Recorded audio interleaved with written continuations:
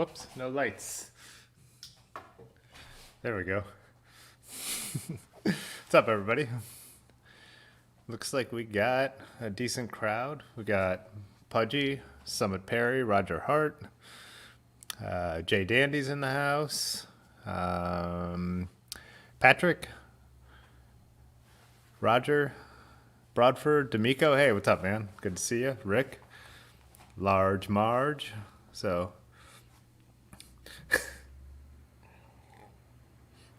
we've all been chatting for a little while. Even it's weird. I guess once I post this stream, even though I usually do it in the afternoon or morning, the chat is actually open all day, which is interesting. But Broadford, what's up, man? Oh, I did miss your first comment. So yeah, I got a crowler here from Hi Ho Brewing. Pint full of thoughts. It's a hazy IPA. Hey, what's up, JMZ? I was just looking at your photos in the Discord. Yeah, this is the one of our celebration beers from Saturday after we finished Road Apple Roubaix. Me, Ben, and Erin came back here. We ordered 3 pizzas and 3 crowlers. We made it through 2 of the crowlers and I think all of the pizzas except for like a piece or 2. But so I owe Molnare and Large Marge a beer because I'm drinking the last crowler we didn't get through. So there was a lot of cyber sex in here earlier. Yeah, I was looking at what you guys were drinking too. We had Pudgy just said his drink is delicious. Then he had a lemon drop by Highwire and a Rheingeist Zango ale with apple and mango and tangerine. It's interesting. There's a distinction between what you can call a cider and what is an ale with apple. And I've never really looked into it, but I know some companies had called their beers ciders and they had to relabel them and vice versa. So that'd be something I'd like to check out more that I'm not that sure on. Oh, Jay Dandy got out to North Water because I know I posted a video of me, Large Marge, and Molnar riding out there last week? And he said he hadn't been there yet, so it looks like he made it out to get a crowler at North Water. The Arborist. Yeah, we had that one when we were out there. I'm trying to think, was that their smoked stout? Smoked IPA maybe? I can't remember for sure. Large Marge is drinking a classic, a Burning River. And he also said, Rick's code name for his pedal brakes. And JMZ has a Hamburg Brewing Lakeview lager. Is Hamburg an old school brewery someone brought back, or is that a new one? That sounds, I mean, obviously Hamburg is a city and a common word, but that sounds really familiar to me. Hey, what's up, William? Me and William have been communicating more in Instagram, commenting on each other's stories and photos, so. He said Zango drinks more like a cider than an ale. Yeah, obviously I know the distinction between what an ale, a malted beverage is, and a cider is, but there is something where I know what the labeling is very particular, and I think there's sometimes a line that gets close, and I think even if something was brewed as a cider, if a certain number of ingredients or something go into it, it becomes an ale for some reason. I'm not sure what the distinction is. Hey, what's up, Lanky? Good to see you. D'Amico has a Coke Zero. Nice. You have to join us over in the Discord, D'Amico, then you can post your Coke Zero. We have friends who drink, tea, whatever it may be. It doesn't have to be alcoholic. Alcoholic. Yeah, that's the right word. Did you guys watch Lanky's last video about the wildlife encounters? I was laughing at that.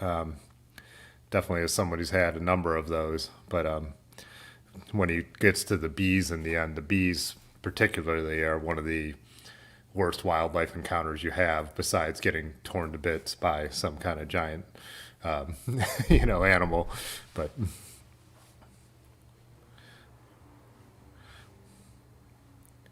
Erin Molnar is drinking a lovely Akron Coffee Roasters decaf.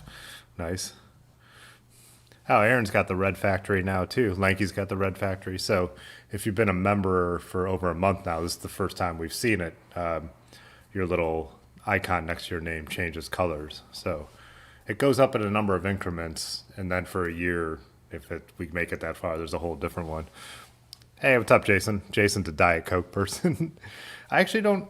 I once in a while when I'm out, I will still drink some kind of. Well, I'm from the Midwest, so we call it pop. But I'll drink some kind of pop, or we call it a Coke, no matter what it is. But it's going to be a Dr Pepper if I'm going to. If I'm going to splurge and drink something pop like, it's going to be Dr Pepper if I can get it. But that's my favorite. Obsolescence said he has a water. Should he post a photo? If you can make a cool water photo, why not? Yeah. So,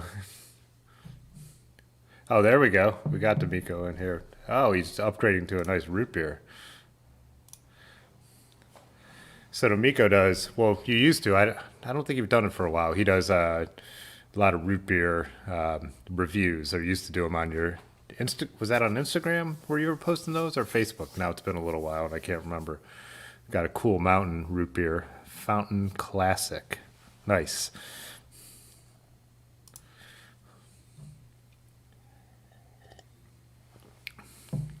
Fiji like a boss.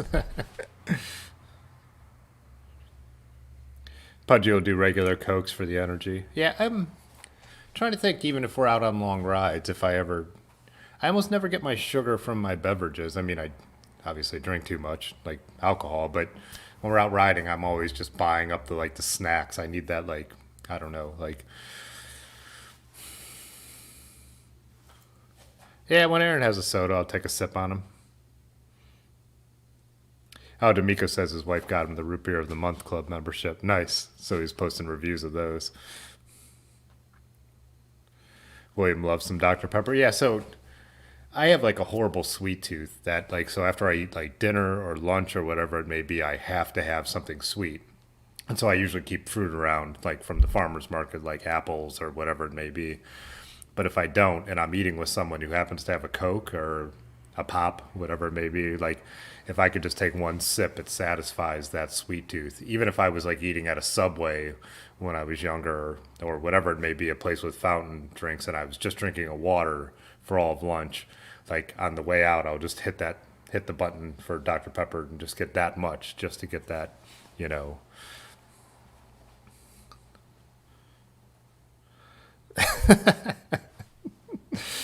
Just keep the Triscuits hidden. Chocolate milk is the best recovery drink. Yeah, I also don't keep much dairy anymore. And I was someone who grew up eating like bowls of cereal with a giant, like tons of milk. But I don't ever have dairy around anymore besides cheese. Um,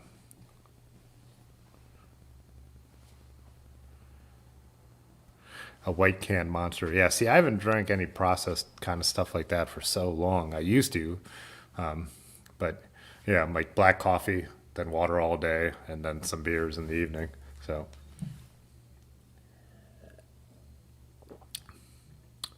Moxie, I've seen Moxie before. Yeah, that's a classic, like an old pop.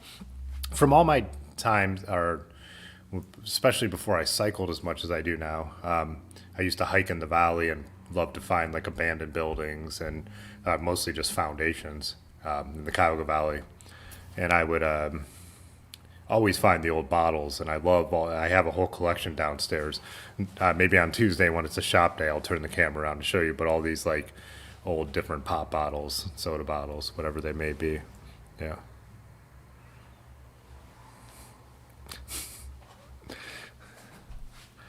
We're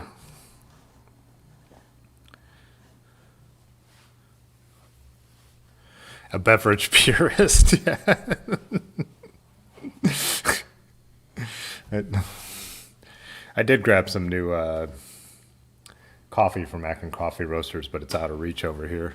Tonight I rode around on the new single speed. I did some errands. I dropped off some swag for Summit Perry at the bike shop. Um, I had to drop off some stuff at Akron Coffee Roasters that I had photographed for him, and then over to Missing Falls. Kenny, who dropped off the crawler for me last Thursday, I they have a new coin club where you buy this coin membership and then you get 20-ounce beers and half off appetizers and a couple other things for a whole year long. So plus I sat out on their patio and had a beer because it's our first really nice day today. Yesterday was decent. Wait, today is Tuesday. Yeah, Sunday was decent, but today was really, really nice.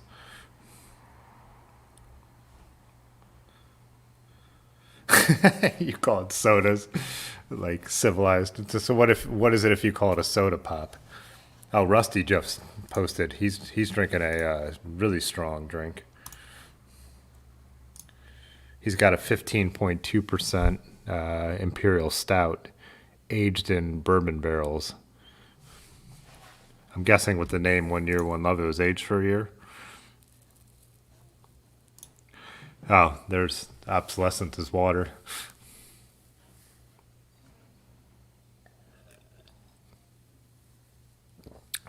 Okay, yeah, the lady's coming. It's 9:10. She's got 5 more minutes. Did we get AO81 in Ohio? That's not something I've ever seen, Patrick. Oh yeah, well I'm mentioning Patrick. We should. Patrick started posting some YouTube videos, and they've been really cool. So I'll drop the link in the chat. Jump over to Patrick's channel and subscribe to him when you get a minute, or if you're doing a desktop thing where you could do it at the same time as now. But yeah, his first one going down the mountain, like, looks so, sliding down a mountain is so beautiful. And then right before we came on, I just watched his night ride of the long way home. So definitely go check that out. I hope you keep posting. Those are cool.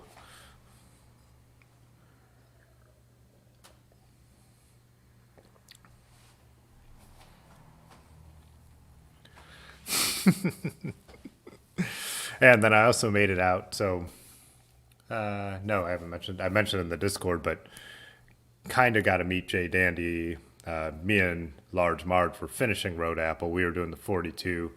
Jay Dandy was doing the 25. He was actually riding home from the Road Apple Roubaix, the gravel race we did. So he was waiting at the bike path at an intersection where the cars were coming by. And me and Large Marge got stuck behind the traffic, and he was like, "Hey Tim, Jay Dandy." And we were like, we got to both say hi to him real quick before we took off. And we were only, what, Large Marge, like 500 yards from the finish. So, but still had to go in and get our time. So couldn't hang out and chat right at that spot. But that was cool. Then I think I mentioned last week, also met Obsolescence out on a ride with Erin Molnare. We were coming across the Y Bridge, and he came up next to us. So yeah, and then I don't think he's ever in the chats, but got to meet guy EJ on our ride yesterday too, who I know from Strava and Instagram, and I think he mentioned that he watches some of the videos. So it's awesome when we're out and about rolling, and we get to run in and out to people that know from the internet, right? So I love that kind of that it's making connections like that.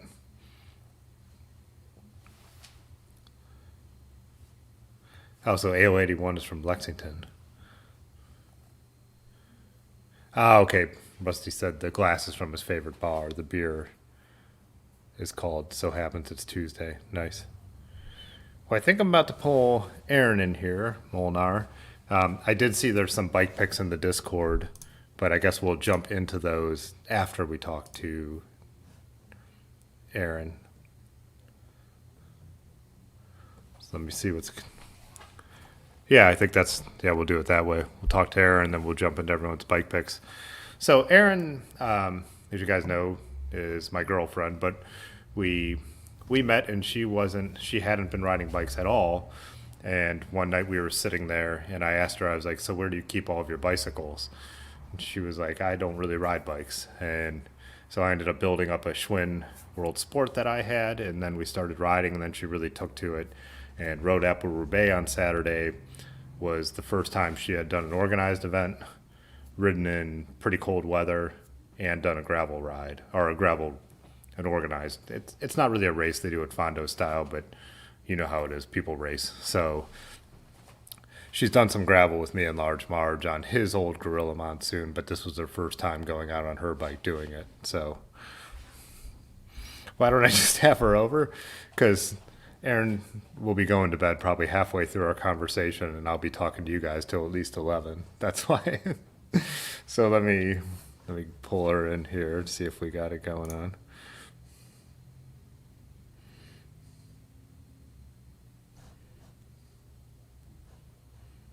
She's not in here.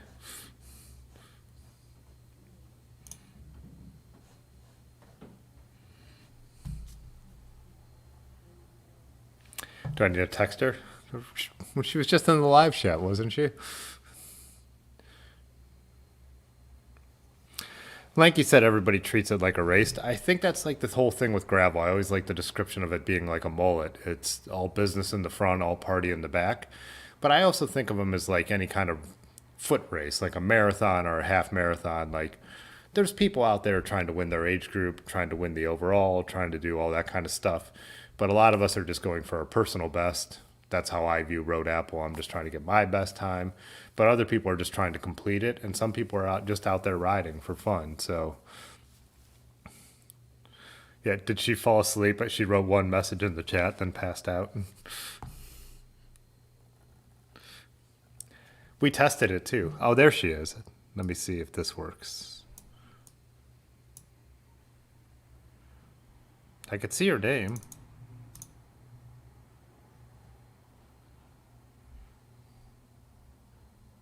I got stood up.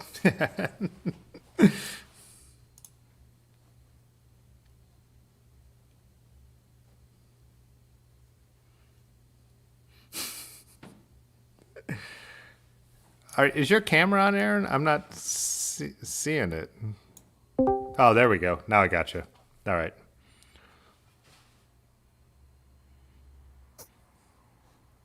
Can I hear you? Oh, there you are. All right. I'll bring you Wait, up. am I supposed to close the YouTube now? Just don't have the volume on or playing. I'm talking, Erin. Let's get her up here. There we go. Yes. Oh, Hello. I don't think that. Hello, can you hear me? You're good. You're not feeding back to me. Everybody else let us know how it sounds to you. So let me get up my other screen too for the background.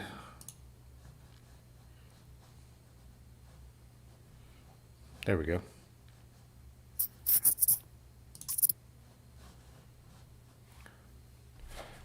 Oh, yeah, they're saying hello. So it must be doing all good so far. So Come here, Beans. Come here, Beans. Oh, Beans. Jay Dandy called you Beans, say hi. pink bike lady.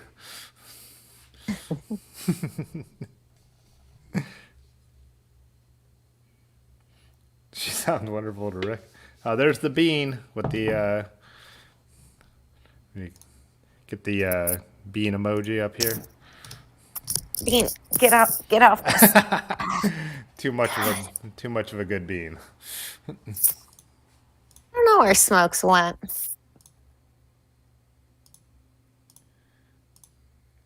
All right, babe, what do you want to know? Let's get this show on the road. Some of us have to go to bed. Well, everyone's saying hi. So, and Rick said you're sporting a pretty cool hoodie. I would agree. Pixel Wolf drew that, but he's not. He's actually live streaming over on Twitch right now. So streaming his art. So yeah, I guess I would just be interested. I kind of gave you an introduction that you haven't been riding for that long, but so this was your first organized event, and I know you had. So let's start with that. Like I know you had some trepidation, however you say that word. Oh, I had a lot of trepidation. Yeah, about an organized event. And I know this kind of, a little bit of it was mitigated because it wasn't the big mass start, but if you've never done it, even the wave start they did would have still been something totally unique to you. So I guess I'd be curious, like your expectation of how that was going to be versus how it was. Did it end up still making you nervous? I think what everyone needs to know is that I'm not very good with people. Make me very uncomfortable. And that I think originally was my primary concern. Did you that they would engage with you or? No, just being around people is really stressful for me.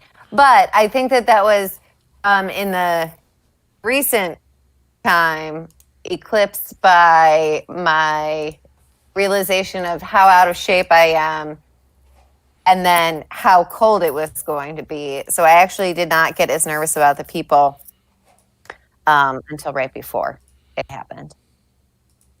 It was just mingled with all of my other concerns and fears and anxieties. So, do you think if that was a big mass start with a bunch of bicycles around you, like, so how we rolled out, they basically did it in 3 minute waves. There was a staging area where you moved into, and then you moved to the start line. So they always kept it kind of limited and small in the Veen. Do you think if that had been a giant mass start, would that have made you nervous though in any way, or? Oh, yeah, 100%. I mean, I was, yeah, it had been like a real race, like big group of people, and there was less distance. I mean, not even like COVID related, just distance between bicycles. Like I don't feel like I'm well versed or well practiced in elements of bike etiquette or group ride etiquette. Like, I think I do fine with you guys because you guys all know what you're doing. So I'd be worried that I would be offending people or endangering people inadvertently. And that makes total sense. Lanky said if you're not nervous, there's something wrong. And definitely on my first group ride, which I think would have been the Road Apple a few years ago, I was nervous. But I still get nervous for any event like this. One, it's just, yeah, an event makes me nervous. But so I think it's fairly a similar situation. So the other thing, well, I guess two other things was you're not used to riding in the cold, and you usually don't ride in the winter. So I know that was another nerve level. How did that? So it started when we started, it was probably up to 29, and when we finished, it might have been at 33, 34. So how did you end up feeling about the cold temps and your gear choices? So the actual riding in the cold was okay. I think that Ben lent me his bar mitts, and I think that helped a lot. And my hands go numb at like 50 degrees, maybe even 55 or 60 degrees. So like, I'm always concerned about that. I mean, I think that my face was a little cold at times, but other than that, I think my temperature was fine. I'm just cold all the time, and I get sick of it. So I try not to put myself in more situations where I experience that discomfort. So as much as you like riding, doesn't out, because I didn't used to ride in the cold, but to me it became the point where like I couldn't give up riding. I liked it too much. So for me, it was like I have to figure out how to ride in the cold, but that doesn't overcome that factor for you, is what you're saying. Yeah, and I mean, I know you and Ben mention it a lot, like just the process of like getting, what do I have to wear and getting that all on, and related to the fact that I'm not particularly comfortable around people. I'm not great at leaving the house in general. And so anything that prolongs that process is going to just be further discouragement. Yeah. A lot of us have talked about this. About half of us are cold weather, half of us aren't, because, like Rusty and Patrick, they're in Arizona. But it's a lot of the big deal is just getting out the door. There's so much you have to do. It takes so long. You have to put so much thought into it. Is the temperature going to drop? Is the temperature going to rise? So I was saying for me, I was actually glad that it stayed cold because it just kept it easier on that day for Road Apple. Thoughts, feelings? Me? Yeah, I'm talking to you. Yeah. I mean, I think it did help. I certainly tolerate being warm better than I tolerate being cold. Yeah,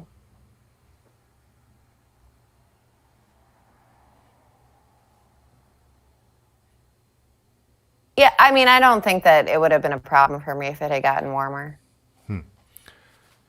Yeah, so Jay Dandy said the later waves were a little smaller, and then I read a comment. Where was it about?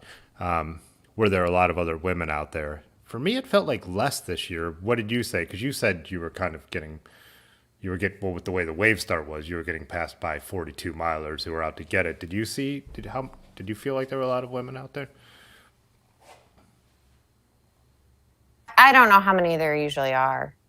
I mean, there's certainly never as much female representation at an event like this. So I don't know if it would be more or less than what was usual. Yeah, I was just your thoughts on Something that, I'll go for it. Yeah. well, something I was going to add about the weather and the temperature change. You were trying to ride for a time, like even if it was just a good time for you under those conditions. I was never hesitant to, like, if the temperature had gotten higher, I wouldn't have cared about stopping to take off layers. Like, that delay would have been something to you. It wouldn't have been something to me. I think that's why it didn't really psychologically matter to me. Yeah, it would have been a normal thing for all. Yeah, like a normal ride we go on where we're thinking about it and we make sure we have bags to throw the extra clothes in and stuff like that. It's not a big deal. Just go. Yeah. Oh yeah, Rick was asking if a lot of women showed up. I think what maybe 1/8 of the people, I one fifth at the most were women would be my estimate. Again, it's harder to judge from this year with the waves, but yeah, Summit said he hates dressing for the cold. You know, I think Lanky guessed it was 10 to 15% women, but yeah. Rick has a question for the cat: wet or dry?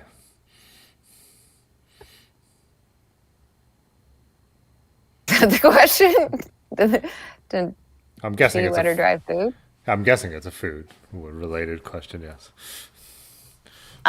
Smoky and bean, wet food breakfast, and can nibble on dry food throughout the day.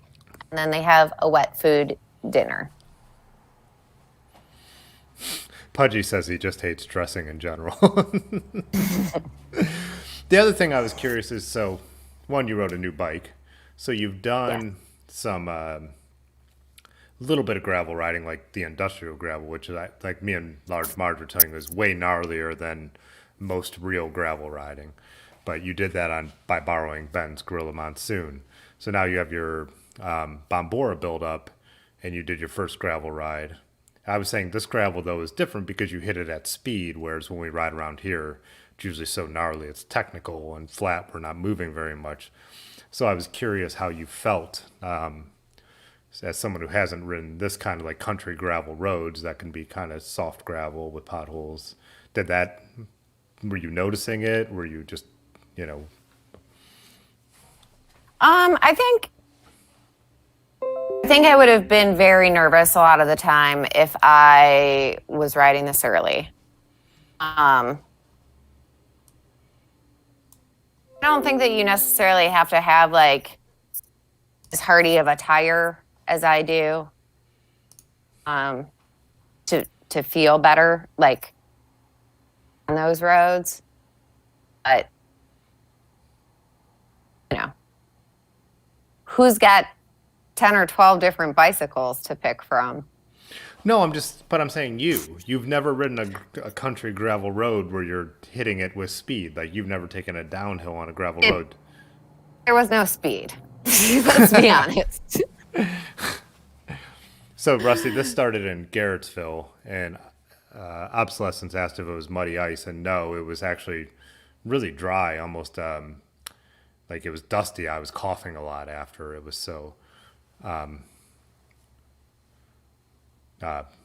yeah, so dry and dusty and windy, absolutely brutally windy. So you don't, I mean, I'm trying to get from you whether the gravel roads had, like, not about your tech choices, but just like, did that cause any nervousness hitting those roads? Like, I know it's the first time in the season that I hit some, so like you say, you're saying there wasn't speed, but I'm, you know, even at like 15, 16, 17 for the first time of the year, the first couple times I hit them, I'm like, testing the brakes a little bit, like just seeing what the grip is? Were you feeling like that? You had to think about it, or? I think there were a couple bigger descents that I braked a decent amount on. I don't think it was really gravel related though.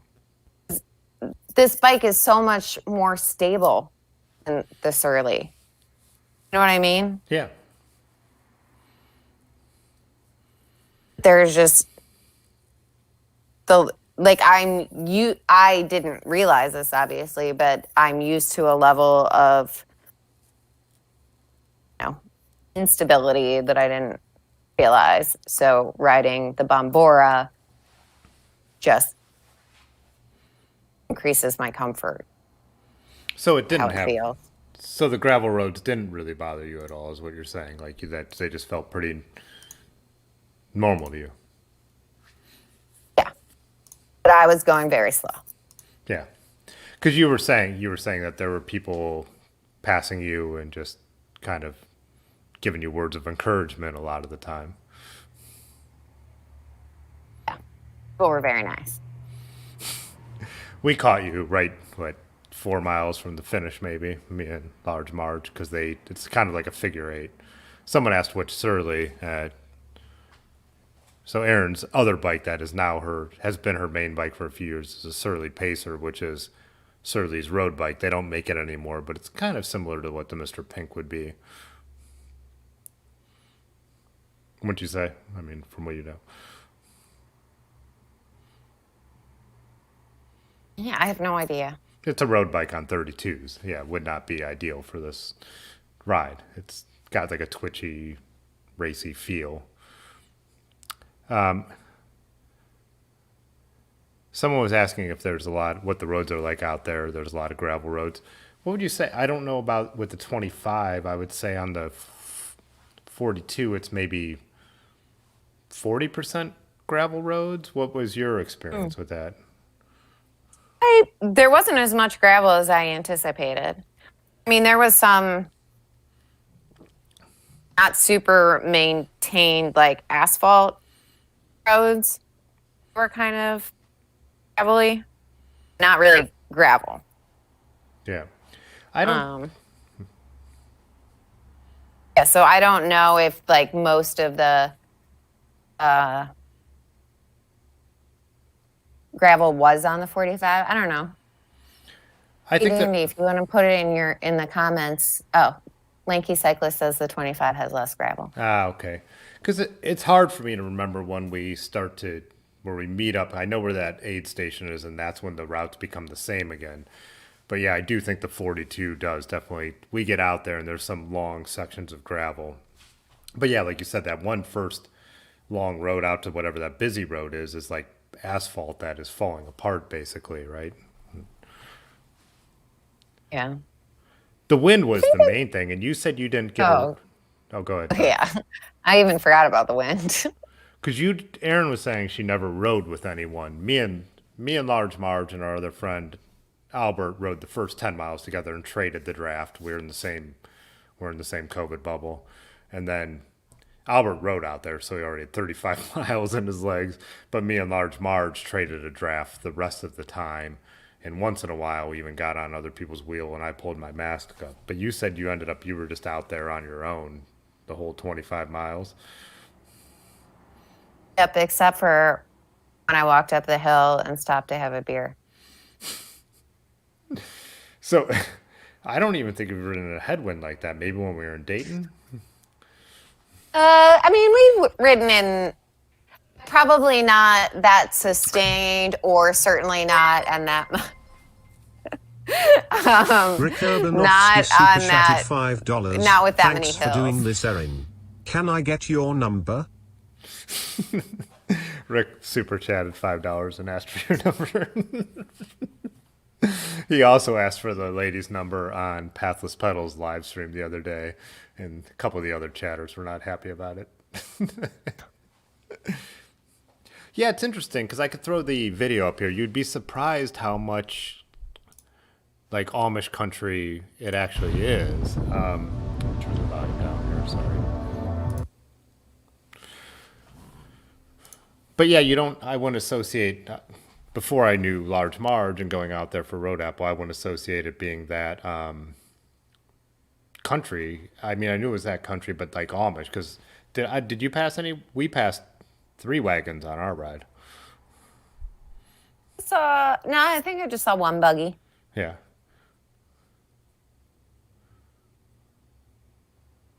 The Amish population is really spread out because it's actually grown beyond. There's more Amish now than there are in their traditional areas. So, yeah. Yeah, Lanky said that there's less gravel on the 25, but there's still plenty of climbs. And then with that kind of wind, it feels like you're always climbing. I mean, the wind was so bad that the crosswinds felt like a normal headwind. So the headwind felt like it was stopping you, but the crosswinds were absolutely brutal too.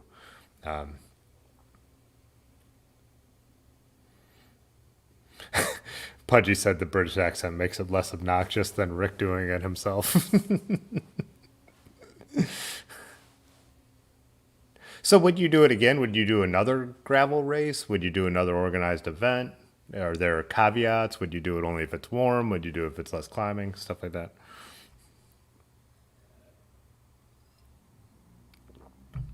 I mean, I'd probably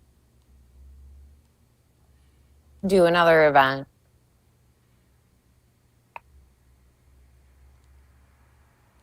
I don't know if there are any caveats. I think it would just depend on what that mix is and how motivated I am to push myself out of my comfort zone at any given time. So having done Road Apple once, does that motivate you to do Road Apple again to see if you could do better, to do the 42 or anything like that? Yeah, I mean, like I said the other day, I want to ride that route again later in the year. I know that there's a lot of conditions that would be significantly friendlier. But yeah, I mean, I don't know. I'm not sure that I would ever be able to ride in an organized ride / race and be able to take advantage of the benefits of the groups. You know what I mean? Mm-hmm. Like, yeah. So I don't know. I don't know if the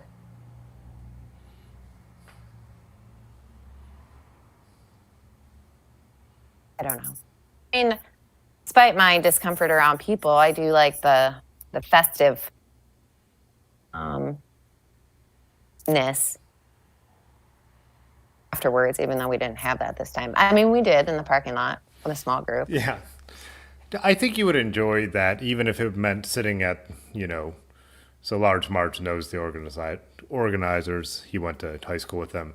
Just even sitting there having a beer and them coming over and, talking and just getting to get that. And then, in a normal year, the Joy Machines guys from up in Cleveland come over, and I don't know a lot of them in person, but they recognize us and just getting, and you have that. So that's the thing. I'm not the most outgoing person either, but you just all have that mutual thing of you all just accomplish something, and it makes conversation much easier, So I do, knowing you fairly well, think you would get a kick out of a little bit of that kind of thing. Gary asked, are there certain tires that do better in horse shat? There was definitely some to avoid, and that's where the name comes from. I saw another question besides, wasn't Whitney Houston bigger than Michael Jackson? Broadford asked how you like the cow chippers. I was typing an answer, but I'd rather just say it anyhow. I like them. I do like the flare on them. I think I like the size. I think I'd be curious to go just a little wider, but I think too wide is just too wide because I'm a narrow person.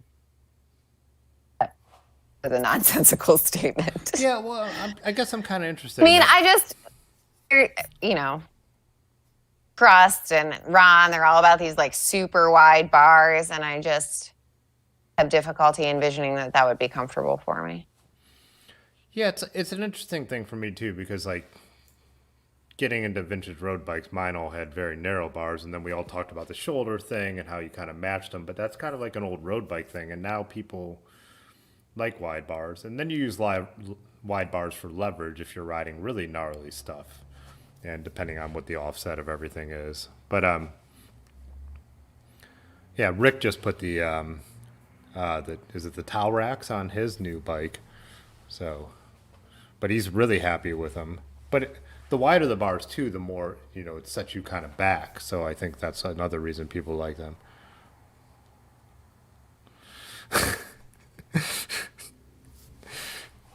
Pudgy said this is not the crowd to talk to about size or width. So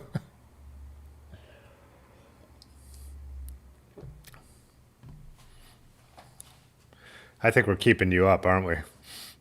No, I just can't see you. Because you made me close the YouTube. I didn't make you close the YouTube. You told me I should close the YouTube. Are you mad at me for that? No, I just miss seeing your cute little face, babe. So how many so you've put like what 4 or 5 rides on the Crust now, but you're coming from you had a Schwinn World Sport, which is a road bike, vintage road bike, Surly Pacer, which is basically based on a vintage road bike. It's a steel, it's in the background there, but a steel road bike on 32s.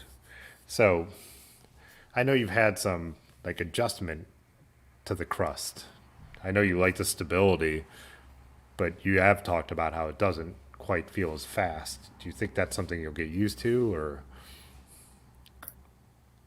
I think I will get used to it. I think that there's, I don't know. I think that there's something that I don't want to say I'm doing wrong, but that I haven't quite figured out the most efficient and effective way to shift or approach things to maintain momentum and I don't know. I don't want to say maximize my speed, but not slow down so much. Yeah, I think it's got to be weird because you've changed everything. So, Shimano to SRAM, road bike to gravel bike, fairly narrow bars to wide bars. The only thing you've brought over is the saddle, really. I mean, so it's got to be a pretty big. I think you have so much input different that's going on. It'd be hard to narrow down exactly what has changed, right? Because you were saying you were even having a hard time standing up on the Crust to pedal on uphills at first. Yeah, I think it has to do with like the I don't the bumps between the gears. What's the technical name for that? Is there a technical name? I think it really is the jumps between the gears. Yeah. Oh, really? Yeah. Because you went from 2 by to 1 by. Yeah. Yeah. So I think that there's an element of that I'm still getting used to. Just acclimating in general, but also like the specifics of that bike and how it's set up. And just that, like, I think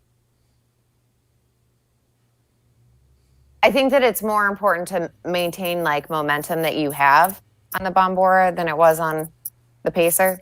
Mm-hmm. Which is, like I don't corner fast, and so I mean, I think it will get easier as I get to know the bike better, and I also think it will probably get easier as I get back into shape. Mm-hmm. Yeah, I saw someone asked if you get wider bars, should the stem get shorter? I know that Rick just did that, but I think in general people do because wider bars do tend to sit you up more upright, so people will put a shorter stem on there. It's not required. It depends on what you're trying to change. Matthew Bree said wider tires always feel slower even if they aren't. That's definitely true. We get a ton of feedback from vibrations on the road as humans. And that's a big reason why people ran 23s with 100 psi forever because it felt fast. It's not fast.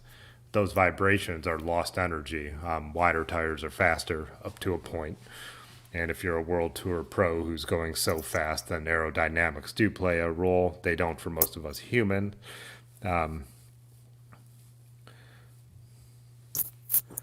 Yeah, so yeah, Pudgy's saying on this feeling, you have two things that make you feel a little slower. One, the wider tires. Two, the longer chain stays and the big, the slacker, bike overall. I feel that when I switch between even my Raleigh and like something like my Trek 500, which isn't even a straight up road bike, but just having that rear wheel tucked in just makes you feel quicker on the road, and it's just a feeling, and it's something you just kind of get used to. But it does make it fun. I've said it before. I was talking to Large Marge about this. Feeling fast can be fast if you're going to go out on pavement and you get on a. Large Marge said wider bars make you reach longer. But yeah, I just feel like if you're going to go on a straight fast ride, a road bike, if it feels faster, sometimes that can motivate you to go faster. What are you smiling and reacting at? Oh, J. Dandy asked if it was weird that he introduced himself. No, it wasn't. Pretty much every time we go out now, somebody's like, "Oh, hi, Tim," or "Oh, hey, I see you on Tim's Instagram." So the weirdness of that has sailed. But and that's not a YouTube thing. My YouTube fame is way less than just as a local photographer in Akron. People just know me because pre-COVID, I'm at all the events, and then I post a ton of photos of Erin because I'm a photographer, right? So you're used to it. Did Jay Dandy just say he feels like he knows you, but he doesn't? Yeah. But you don't know him. All you need to know about me is that I have terrible anxiety. I love my cats. And I have to hide Triscuits from Tim.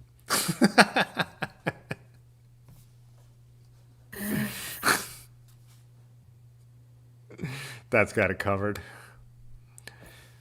Matthew Bray said he just rode his 700 by 50s in New York today. It can make it move as fast as his track bike, not as snappy to turn though. Yeah, that's true. The handling is a big difference. And the chiller handling on on a gravel bike or a downhill mountain bike makes sense because if you're flying down a rough descent, you don't want it to turn quickly.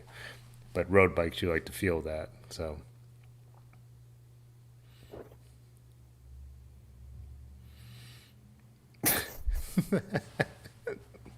Feel free to answer any of these you're seeing and on your own.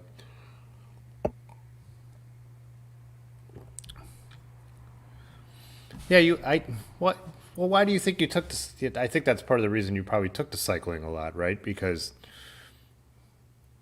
the riding experience, because you've gone on even some solo rides, just that, you're not a big people person, but you like to do things.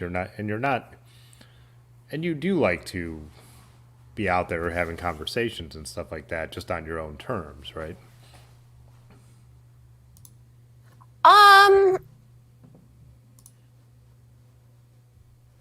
don't really ever like to talk to strangers.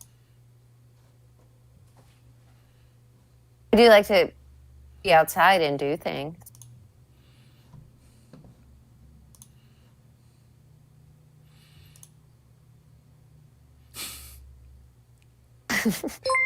Well, what? Right. Traveling through Super Chatted $25. Triscuits for life. Triscuits for life. Thank you, traveling through.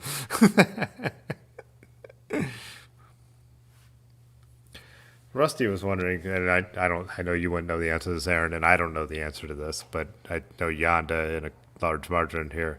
Can anyone think of a gravel bike more tucked than the Straggler?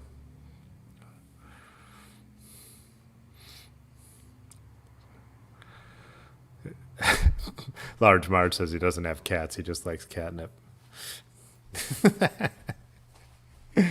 I have a.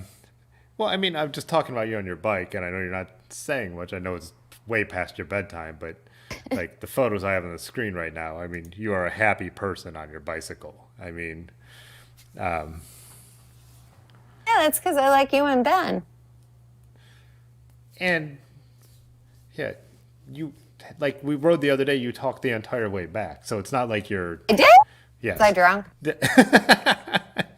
You may have had a few drinks. But I've noticed. You mean yesterday? Oh, yesterday, yeah, not Sunday. Yeah. I was talking about something work related. For the record, me and Erin go out. Like the photo I have on the screen right now. This is up at that in Whiskey Island in Cleveland on Lake Erie.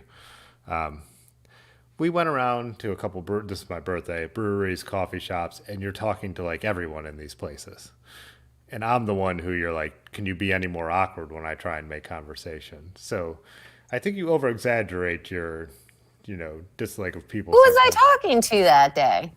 You talk to everyone who makes your coffee. You start asking like in-depth questions. You at the breweries, you're asking questions about the beer and what are the ingredients, if there's any artificial. I think you were drunk that day then. I don't remember this chit chat. Okay, it wasn't specific. It's every time we go out, but yeah. It's not true. You know people everywhere, so you must have talked to them at some point.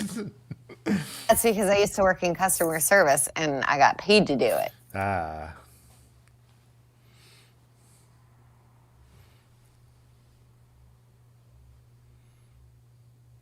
Roger says it's past his bedtime too. So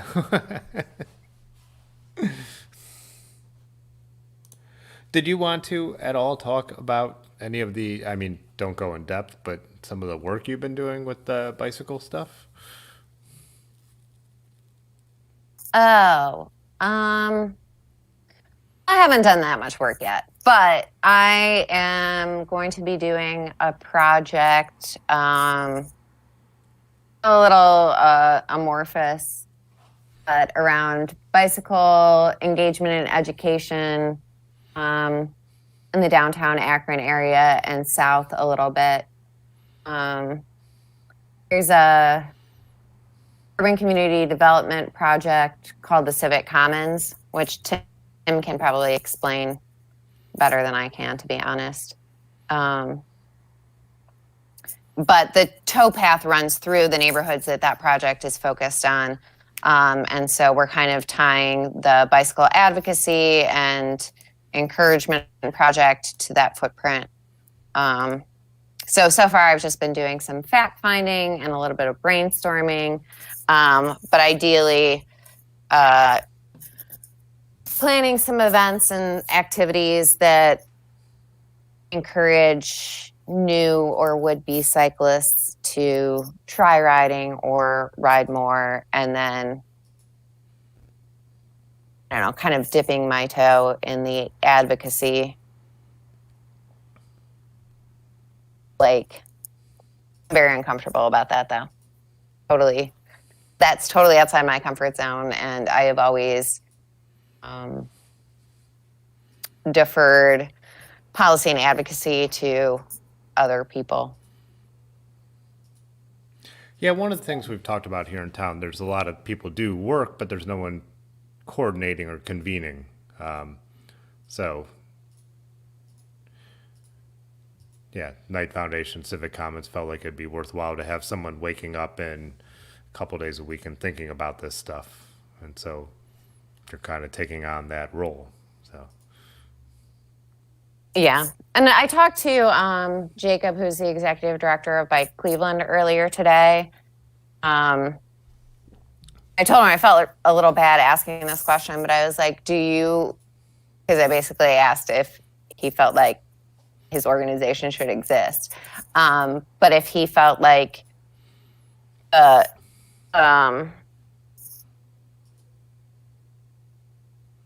that the advocacy that they've done has pushed progress at a faster rate than had they not exist. And he did say yes, so I found that really encouraging.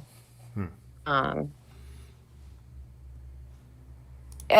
think it's interesting. There are certainly a lot of similarities between Cleveland and Akron, like a general psychology, but there are also some significant differences.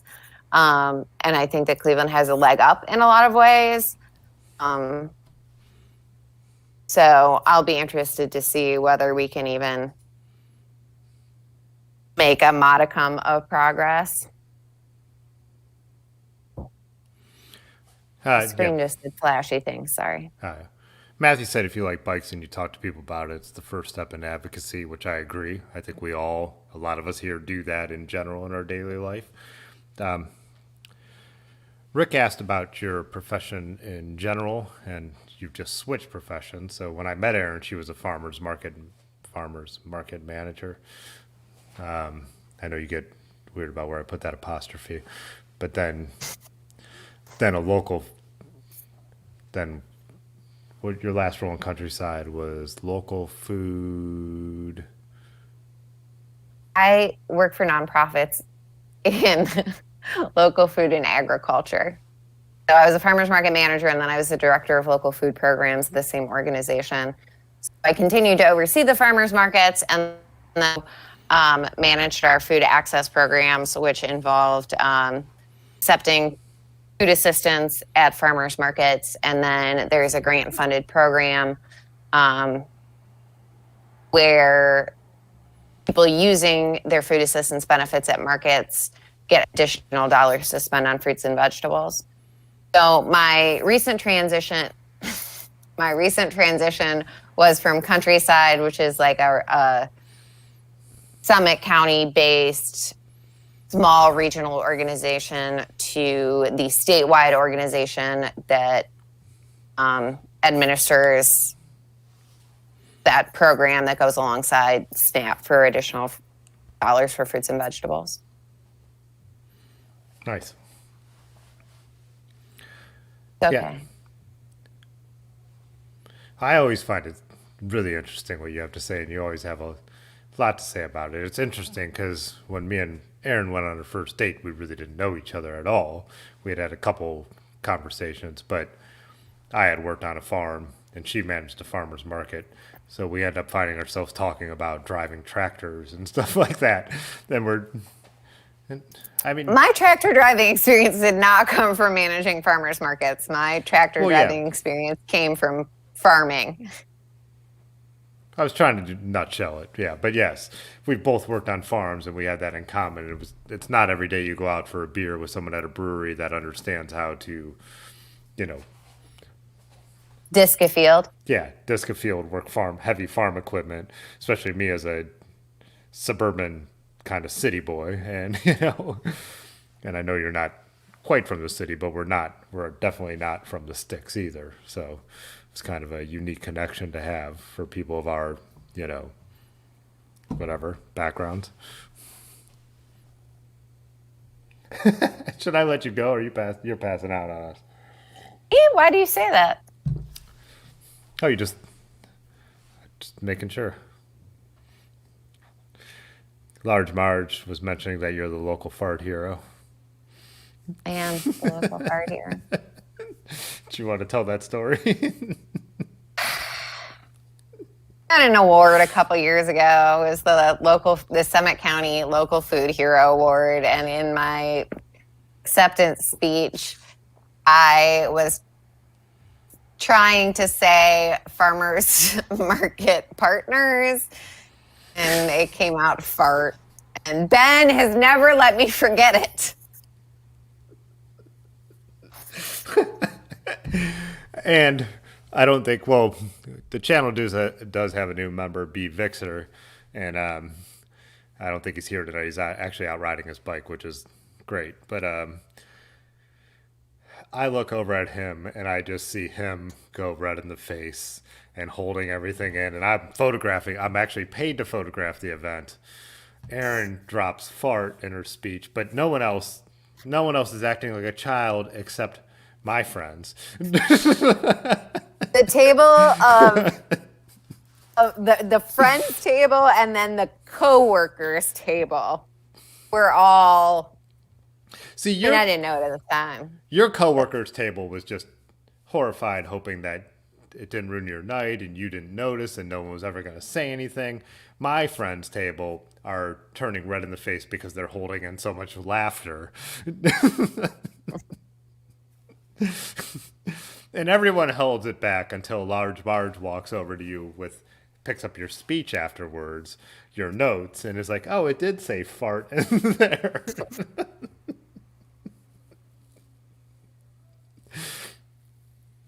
Roger, the farmers market in Yellow Springs offers the program that I work for. Oh, Roger helped start it. Nice. In Urbana. Yeah.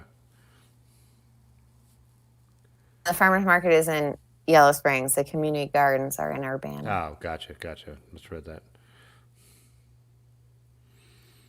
Yeah, Large Marge's memory. What were you saying when we were riding the other day? So we saw EJ yesterday, and you said Large Marge should be my director of social engagement or something because I have to go to him.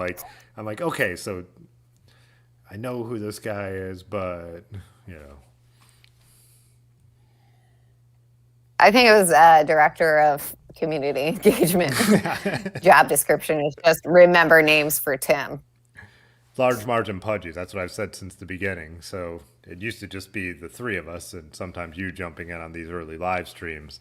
But then they always are able to help me out, and they are my memory. They are literally my memory for.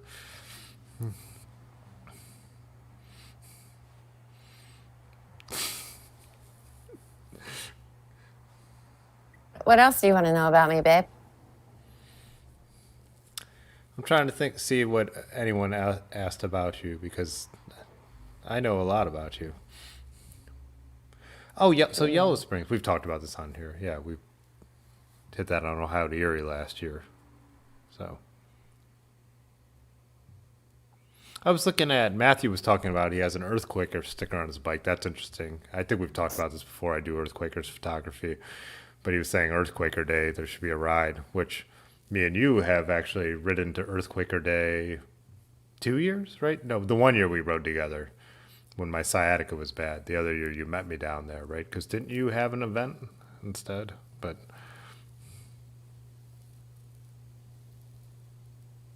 did you freeze on me?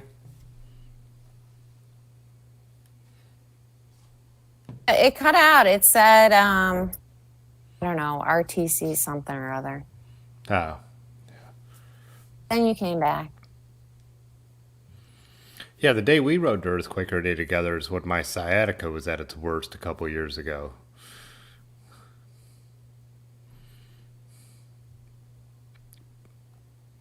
And then there was the Earthquaker Day after you screamed at me for riding bicycles. That's a good conversation to have, yeah. Yeah, Large Marge's one friend, Jacob, he's a cyclist too. His company makes components for the guitar pedals. They make like the little circuit boards or computers, I believe. So we always see him at Earthquaker Day too.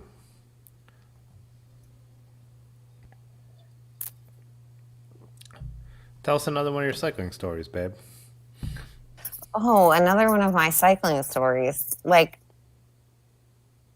what kind of cycling story? Well, I was talking right when we came on. I don't know if you had switched over to the Discord yet, but Lanky put up his video about like wildlife encounters, and he had some interesting ones about bears and stuff, but he said the worst thing is bees. And I know you know a bee story. So I do. That was the same day that there's a water snake, huh? that was the same That day. was full of wildlife. We were riding down an old road. That's long abandoned pretty, road into the Cuyahoga Valley. Yeah, on a hill. I was riding Are you in front of me? Yeah. I No, was I was riding behind in. you. That's what you didn't see. So that's why, because you didn't see what was going on. Oh yeah, because I turned my wheel when I freaked out. Tim was riding behind me, and he started. I mean, I don't know. Screaming's not the right word. It's more like a ah, and well, I think there were two I's.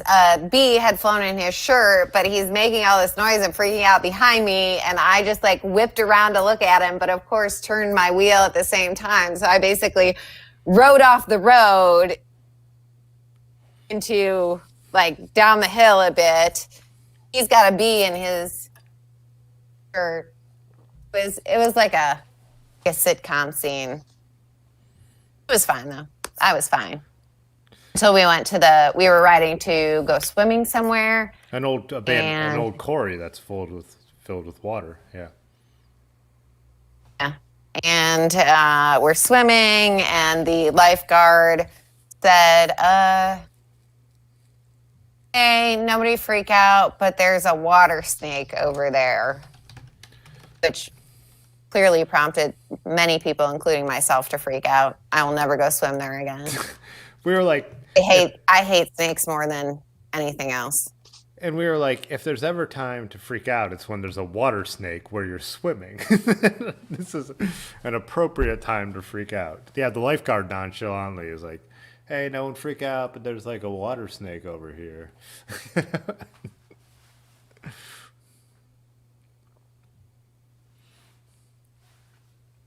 Um, there's also the time that the squirrel ran through your spokes, Is that when I the was like, wheel. was that going up bluff where I was like, what is that thing? No, it was That was a groundhog. That was another time. Yeah. groundhog ran through your wheel. Where did the squirrel get me? Was that on the trail?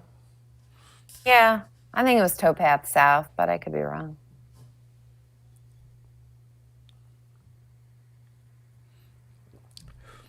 When are you typing all this? Me? Yeah.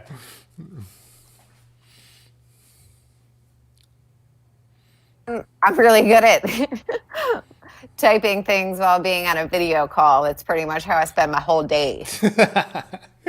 Rusty said, "Don't come to Arizona. Snakes aplenty." I don't know though. After seeing Rusty's photo, I definitely want to check out Arizona because they've been beautiful. I don't know if you've checked any of those out in the Discord bid, but I have not. I So my junior year in college, I spent the second semester living in the rainforest in Australia, and there were a lot of snakes there, including I forget if it was. I think they were pythons, the kind that sit up in trees and like pounce on you. Um, Somehow I managed to put it outside of my mind. Like I just coexisted. I still freaked out if I saw them, but do you think maybe because it was so worth it doing something like that?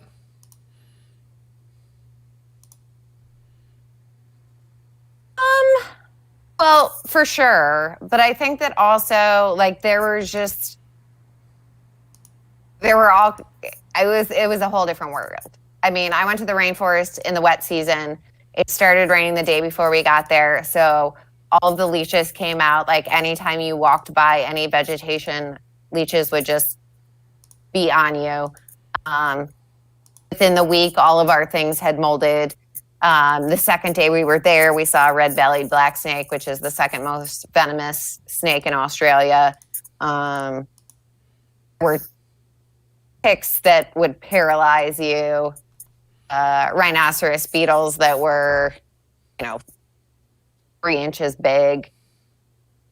So I think that you just become acclimated to any horrors in nature, maybe.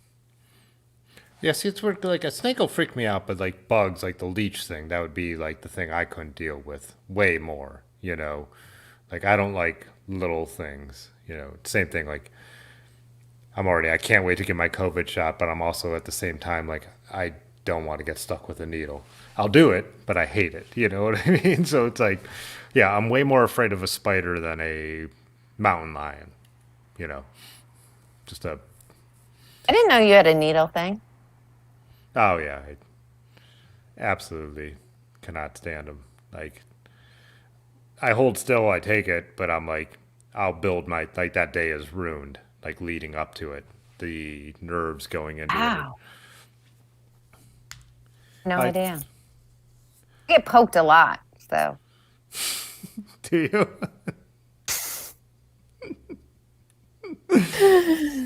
Oren said coyotes are biting runners on the bike path in Vancouver Park. Never feed those a-holes. Well, we don't. If we get coyotes in the Cuyahoga Valley, they're pretty skittish. I've never had to worry about not feeding one or worrying about them on bikes, as much as we've ridden through the Cuyahoga Valley, or both of us working down there for almost a decade. I'd hear them, but I've got maybe 3 photos of them from the whole time down there. So.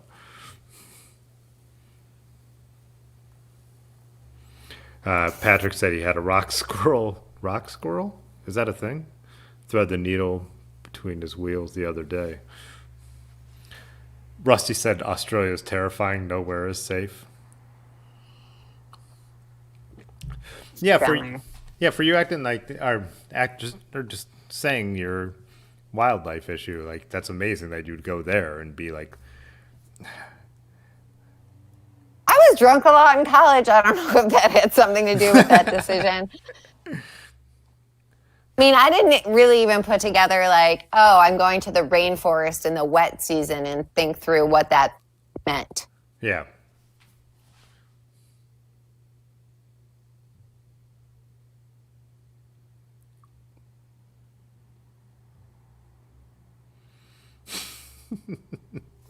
We are running the hour mark, babe, so I don't want you just to get cut off without me saying goodbye.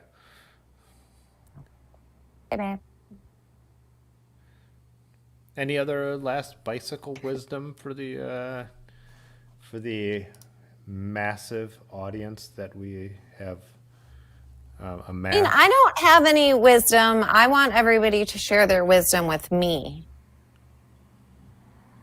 How I can be a better bicycle rider.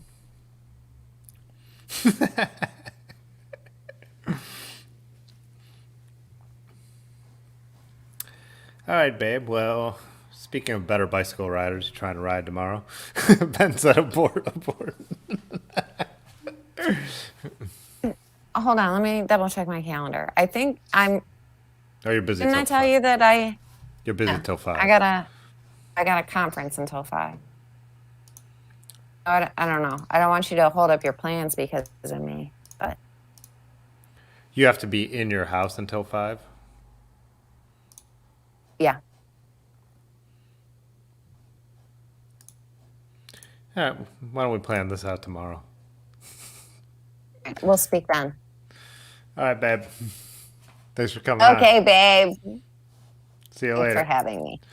Bye.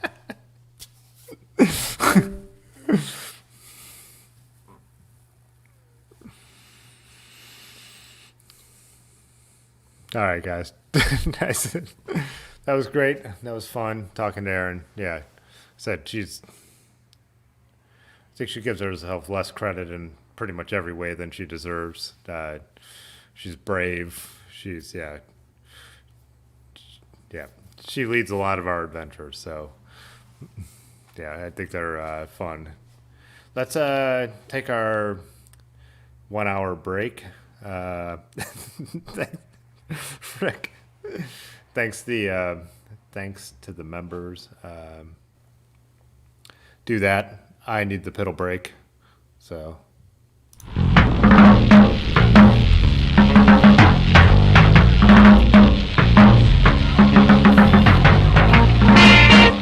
We are going to take a quick break here. Let's first thank the members, though. They really do help make this channel better in every way.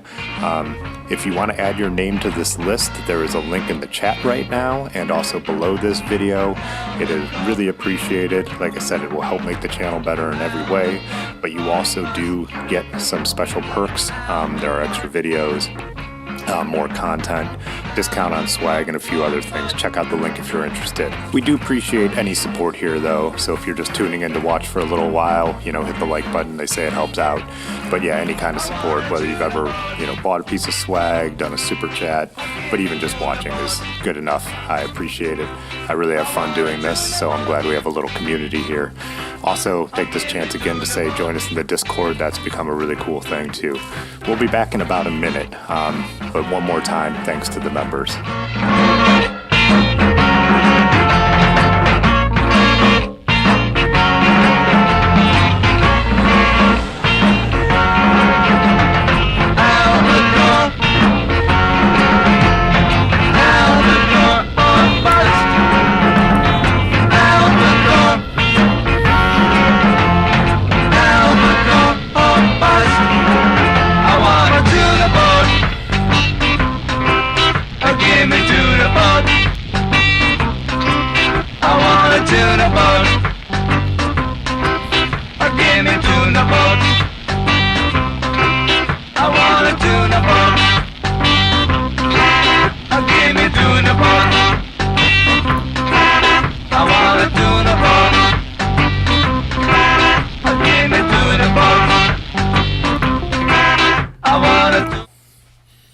What up? I like you guys. Piddle break number 1. I mean, come on. That's an hour in. That's not that bad, right?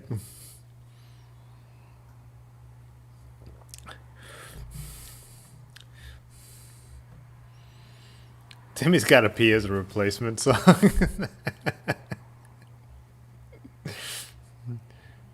Oh, I missed this, Jay Dandy, that you ran over a groundhog. Man, yeah, sometimes bumping the wildlife is the worst thing.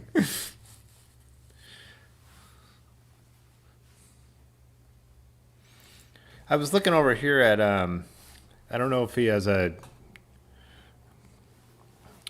mutual name in the server or between the Discord server and YouTube, but Kat's posted these bike photos that are looks like a rad bike here.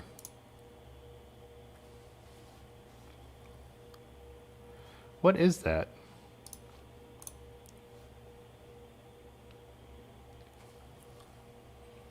Super wide tires, super nice basket. Oh, that's a Miata. Bumping the wildlife. Yeah, I don't know. It just that came out of my mouth.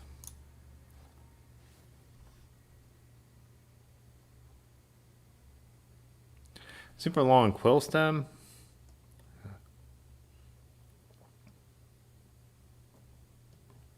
That's a super interesting build. If you're here in the chat, let us know what you got going on there. C Staten, I didn't say hi to you, but I saw that you commented too. Posted a bike photo here too. Looks like his mountain bike. I think this was obsolescence. He said he said mailed a camera to his sister. I love those old Niker mats. I have the silver version of that. That's sweet. Then down in the valley. Is that AP where it's closed, I think, your photos from there?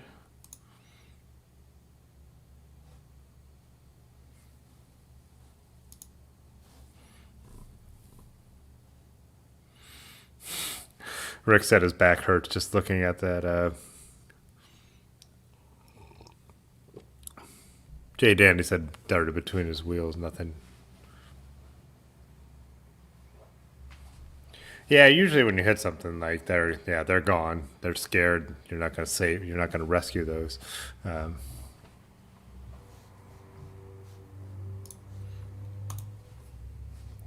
And then Rick Stem we were looking at earlier too, like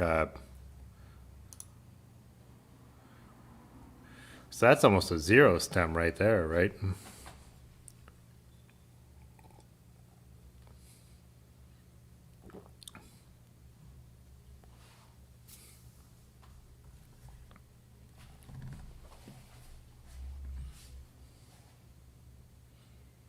Pudgy ran into a deer.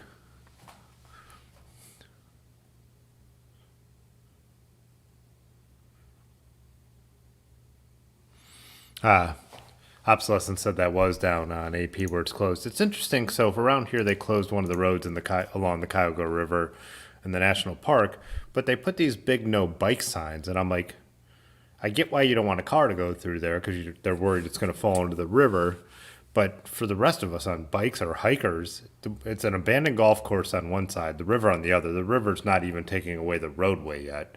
Me and Erin rode it twice already, and because right real close to her house, you know. So we're like, why can't we ride this? What's the reason? Rick was asking about the cameras, the Nicomat or the Nicormats. One is slightly higher end, I believe, but Nicholas posted his bike too. Again, he was running with the kids the other day with a trailer, but he's always got it loaded up with his nice beer selections, which is cool. And then for his, he was talking about the way it feels with the kids on the back. Yeah, I've never pulled anything with my bike, so I'd be interested to see. We see people when we're out doing Ohio to Erie or doing our touring, even when they're not with kids, they've loaded up a wagon. I feel like I'd rather have everything on the bike. Not kids, obviously, but for touring type stuff. But I could be totally wrong about that because I've never done it. Yeah, so the Nicomats are like the consumer version of the Fs, basically. Yeah, they don't quite have the same level of precision as an F camera, like an F2 and F3. But they are, yeah, basically where they've cut some corners. They're not bad cameras, but just to be more consumer cameras. Like what?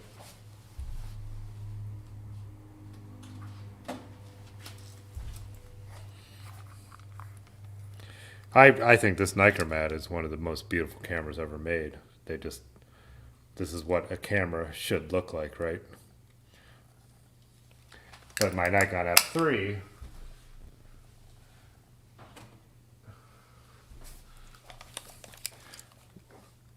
which is the same era, let's get that focus, is not nearly as cool of a looking camera. This has a sports finder on it that comes right off, but is a professional camera through and through. It's just a way more functional camera, but they're, you know,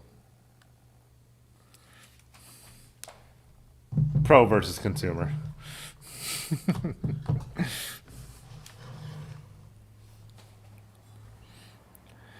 It's interesting with film though. I mean, they're all still shooting on film, so the sensor doesn't matter. The medium that the image is landing on doesn't change. So you're paying for functionality, whereas now with digital cameras, you're, you know, really are paying for a better sensor.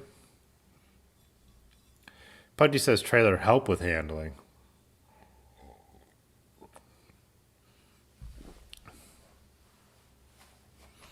The F3 is kind of battery dependent, true, but it does have a manual mode that will shoot with a 1/60th of a second shutter if the battery is dead.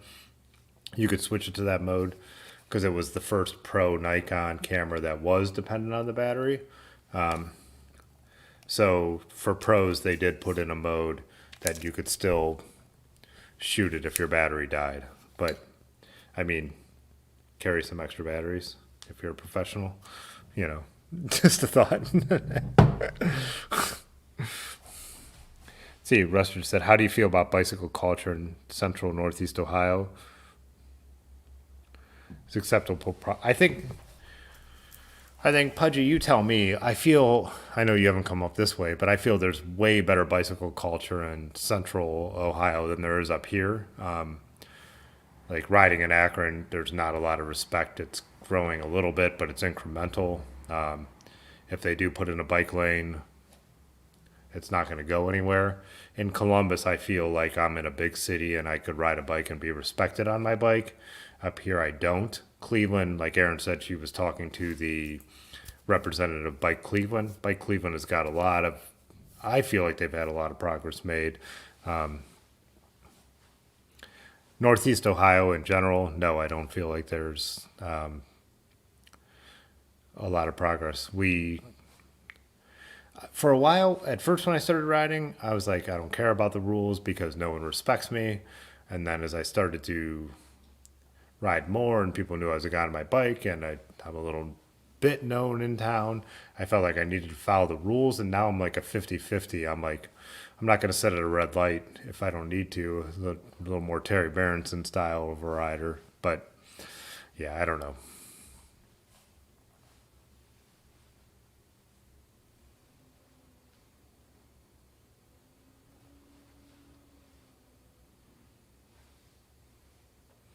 Yeah, so Jay Dandy said he doesn't think the drivers are accepting, but the trails are great. Yeah, so I've talked about this before, but here where I live in Cuyahoga Falls, I could, I'm only 2 miles down in the valley, and then I'm on a trail that runs the Cuyahoga River and then the Tuscarawas River south. So I could ride all the way up to Cleveland and all the way down to like Massillon on a trail without touching a road, only crossing roads. And I could ride out to Kent, Ohio on two trails from here into Akron, out to one, downtown Cuyahoga Falls, out to one. So the trail system is very good and expanding, and even some of the industrial gravel we ride, they're talking about turning into trails. So trails are good. Culture in Akron is horrible. Cleveland a little better. Columbus much better is how I found. Cincinnati, I've ridden my bike around a little bit. I feel people expect to see bikes on the road there. That's the vibe I've got. I mean, I'm not an expert. I've ridden there 4 or 5 times, but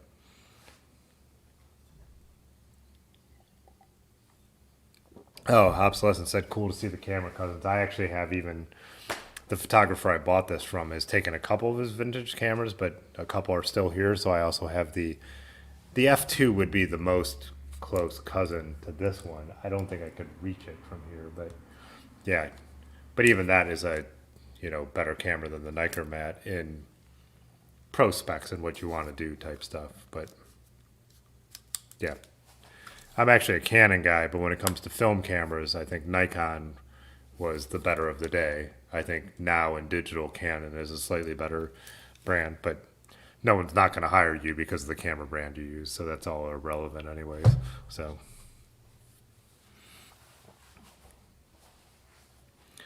Rusty said basically trying to see if things are improving at a decent rate. I don't think they're improving fast enough. Like I said, the trail thing, like I could ride all the way to Cleveland and come out in Cleveland, then go ride in Cleveland, and ride in Cleveland's better bike lanes than Akron's without touching a road.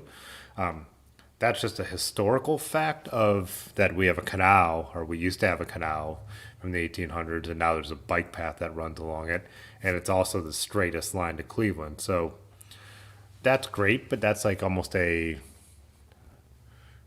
coincidence of history and not actually a sign of bike culture. We have a national park between Akron and Cleveland, so they were able to put the bike path in, and now it's 110 miles long, on the other ends, but from here to Cleveland is 35 miles.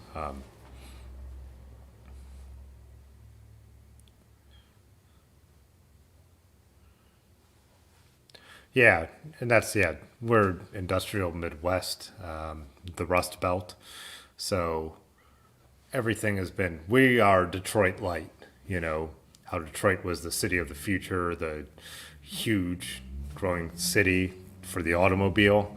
Like, our cities have been remade in their name, and there are a lot of problems with that need to be undone. But also, yeah.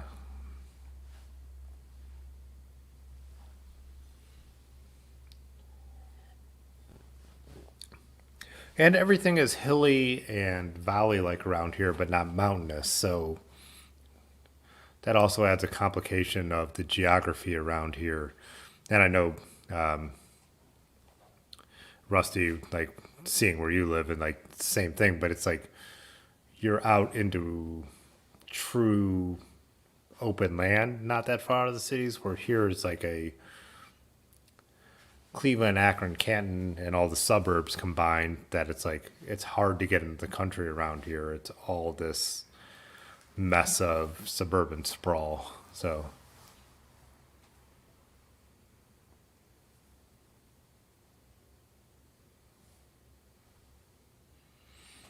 Rick says he doesn't think Ohio and culture should be used in the same sentence. The Cleveland Museum of Art is one of the best museums in the country. The Cleveland Orchestra is one of the best orchestras in the world. Akron has a decent art museum because in the industrial age, when this place was blowing up, the Cyberlings who founded Goodyear, the Firestones who founded Firestone, all the steel companies in Cleveland invested heavily in the arts. So there is actually a heavy, especially in Northeast Ohio, cultural significance here that may have been forgotten a little bit, but it exists.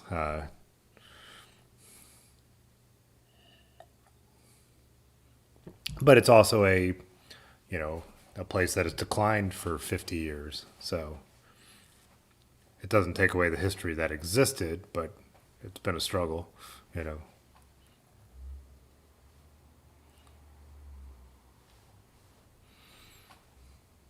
But to say there's no culture, I mean, we've talked in the Discord a lot about rock and roll and what breeds better rock and roll than a declining area, you know, Devo, the Rubber City Rebels, the Pretenders, you know, the Dead Boys. So, and doing that at the same time and even before New York and London were, it was happening. So, Rick's from Philly, so he's got Rocky.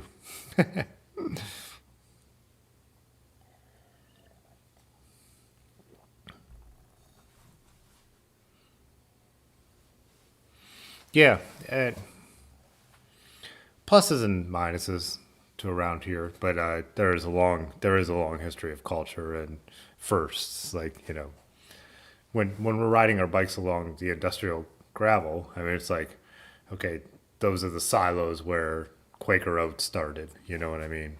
Like there's the old Firestone factory. Everyone knows what Firestone is.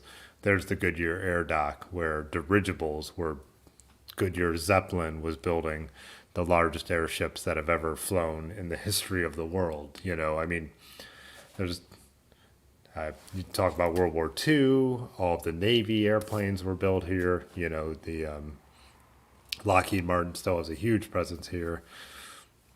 Uh, yeah, it's been a slow slide downwards, but it's not a place that's insignificant. Yeah, so.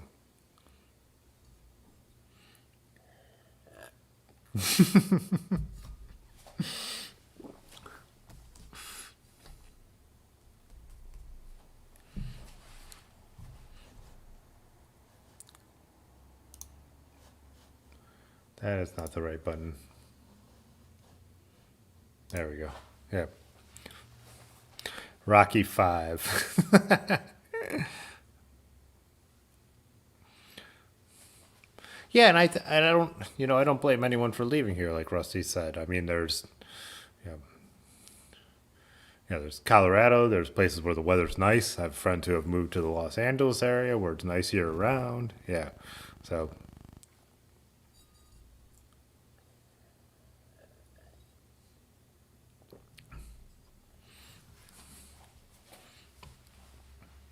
yeah. I mean, I can't argue with though. You know, as Rick would say, Philly is a. I mean, there's just tons of history there. I mean, Rocky Battle breaks out. Yeah, yeah. Like when I watch videos, I mean, that's why I watch a lot of stuff. I mean, I love Decline. I love there's the reason like he ended up in the Pacific Northwest. That's not where he's from. And when I watch people riding these fire roads out west in these like long untouched stretches of, you know, gravel and stuff like that, I also sometimes feel like Ohio is a place where I could make a difference and we're more needed. So, like, how fast is the cycling culture moving? Like what Erin was talking about and stuff like that to try and they're like, if someone wakes up every day and has this as the thing they're thinking about, I feel like we can affect more change here. Like, I could move to San Francisco and have be around a bunch of people who have the exact same political views as me, and I could go to the farmers market every day and just be a perfect fucking hipster. But doing that stuff in Ohio has more of an impact. We need it more. The people here need it more. Um, so I just feel like there's more change to be affected, and there's more people working harder for it, right? So, and it's not a put down on moving out of here. I'm not saying that. Like, I love traveling and I love those other places, and I when I go, I'm like, I could live here. But one of my things is like, this is where I was born, and so why not try and make this better and leave something better than where you were? I don't know. Whatever. It might be a waste. You know, YOLO, only live once, so do whatever you want. But yeah.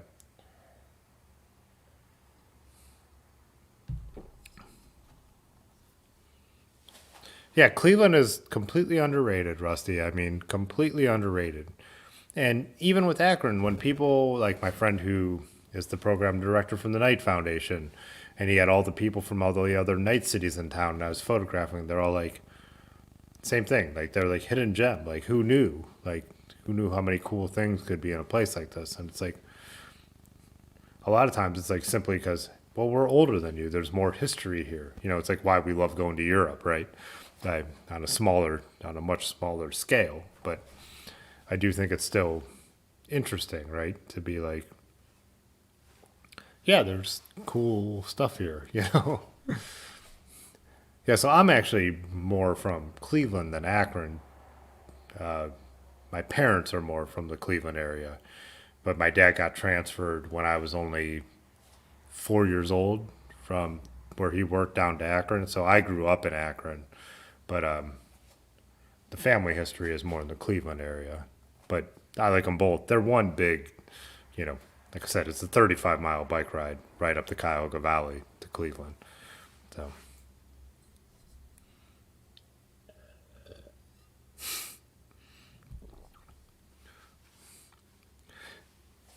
oh yeah, I know you, I know when you guys are just tagging me on, but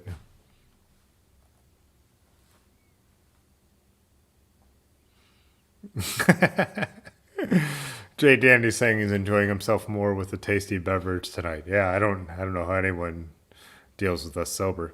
I guess I would say too, Dylan's not here, but Dylan is out on his overnight bike trip, right? Didn't he post a photo of, because he delayed it? Yeah. I can't remember now where he said he was going, but this is Dylan's setup for his overnighter.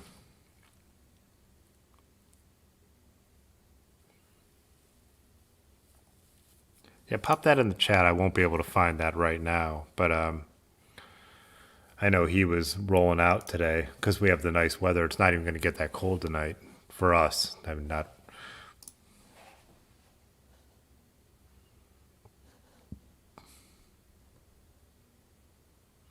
Oh, Lanky was sipping on some wine tonight. Have you had this one before? It looks familiar.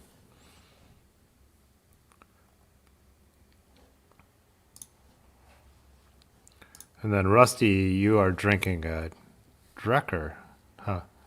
Double IPA. That looks absolutely delicious.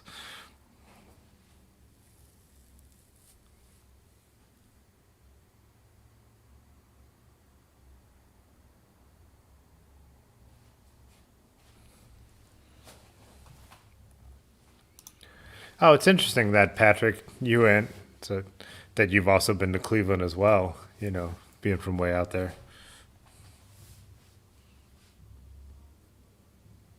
An extended family reunion out that way, huh? Well, Patrick, with their huge Cleveland has a huge like Irish legacy because the Irish dug the Ohio and Erie Canal. So, but Cleveland has always had a it seems like most of the Irish immigrants ended up settling that way. So the St. Patrick's Day celebrations have always been huge, and there's a lot of Irish Catholic churches in Cleveland and stuff like that. So, oh, Jay Danny was saying to visit North Water. Yeah.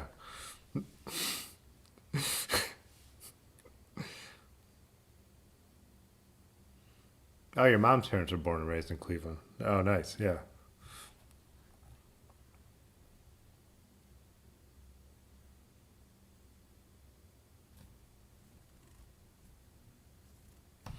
Oh, Lanky said he hated Cleveland for the first few years he lived here, but it's grown on him and he has trouble imagining living elsewhere.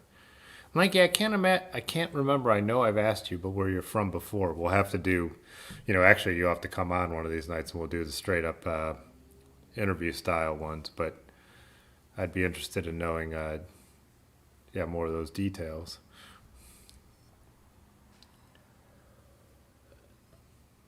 Yeah, Irish Bend in Cleveland is going to be remade. Great Lakes actually owns a bunch of property over there too, so they might be working on something. The brewery. Um, yeah, our big weakness is winter sucks. And I do like it at first. I like the snow rides that we all show photos of, and around Christmas if it's snowy, it's awesome. But yeah, we have some horrible weather here. Spring, like that's what I'm like right now. I'm worried about. I'm like, what kind of spring are we going to get? Are we going to get anything nice, or is it going to be just absolutely rain and chilly the whole time? That'll be no fun at all. So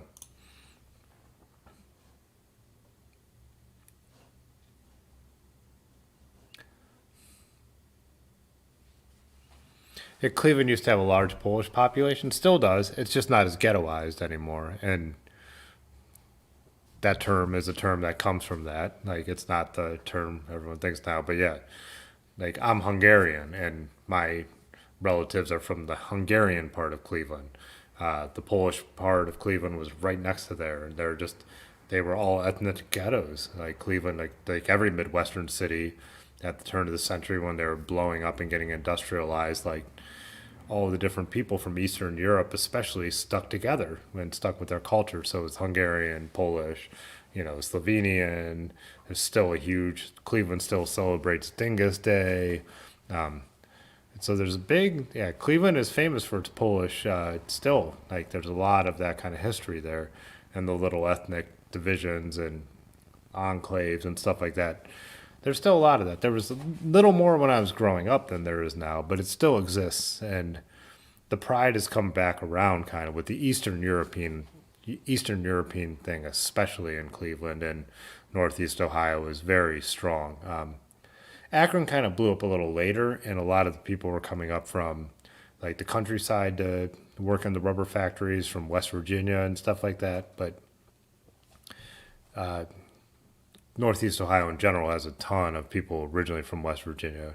My family heritage on my dad's side is more of the Fitzwater name is from Virginia and earlier settlers with an English and German name. But my mom's side, which is Sobol and Barna, are very Hungarian and that kind of thing. So,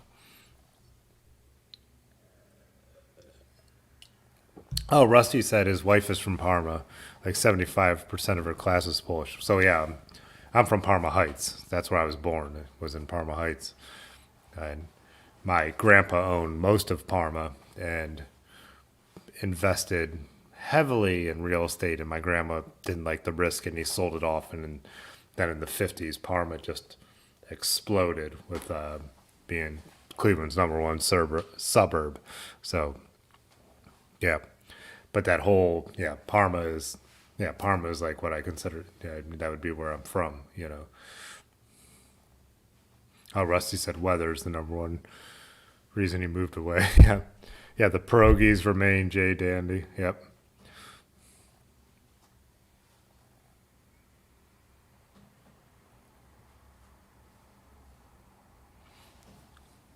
Oh, where did you live, Pudgy? Pudgy was in Wilkes-Barre, PA. They had some Polish history. Yeah.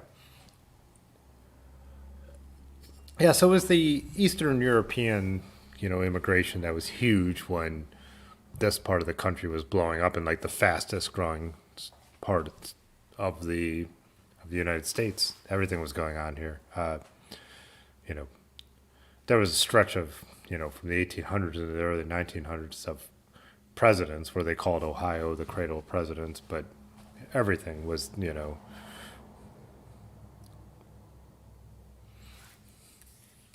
That's another thing with the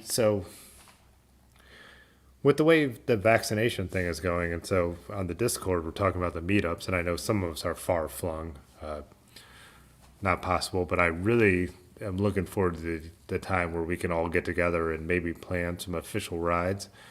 And I've talked about this in the terms of the way Bicycle Quarterly, Renee Ayers does their kind of meetups of just doing somewhere we just like, hey, there's a ride this day. Anyone who wants to show up can, but there's no planning. You make your own accommodations and stuff like that.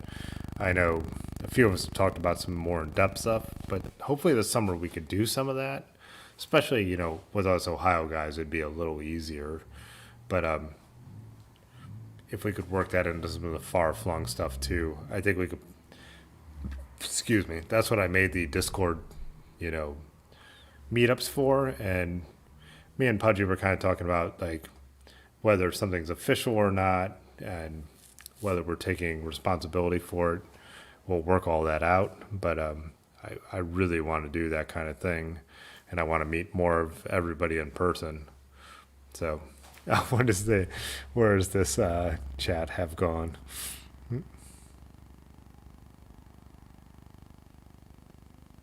Normandy High School in Parma looks like a bra. Yeah.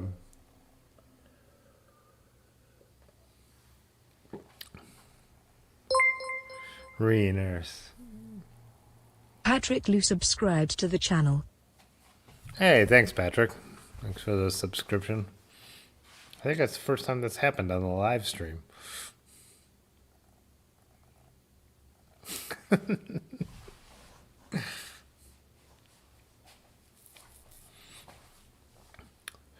Well, what do you think? One more piddle break, and then we close it out, and just Tuesday, right? Tall white socks and sandals. Yeah, that's the. Well, there's a thing called a half Cleveland and a full Cleveland. There's even a band. So if you guys know the Waitresses who sing "I Know What Boys Like" and "Christmas Wrappings," the members of that band are from Akron, and they have a new band called Half Cleveland, which was the thing, which is the white socks thing.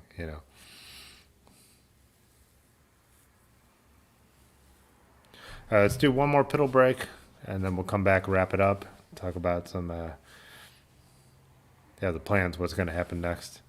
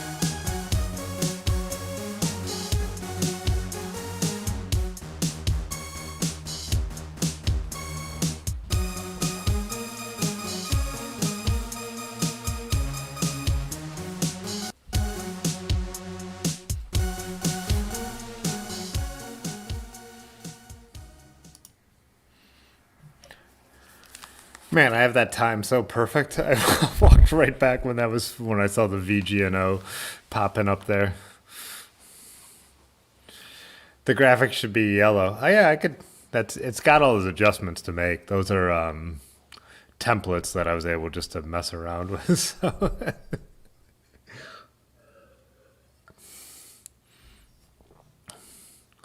Let me get back up here. What did you? Rick asked if he could poop on a pedal brake. You can do whatever you want. Moon over Parma. The other half joined the Cleveland Steamers.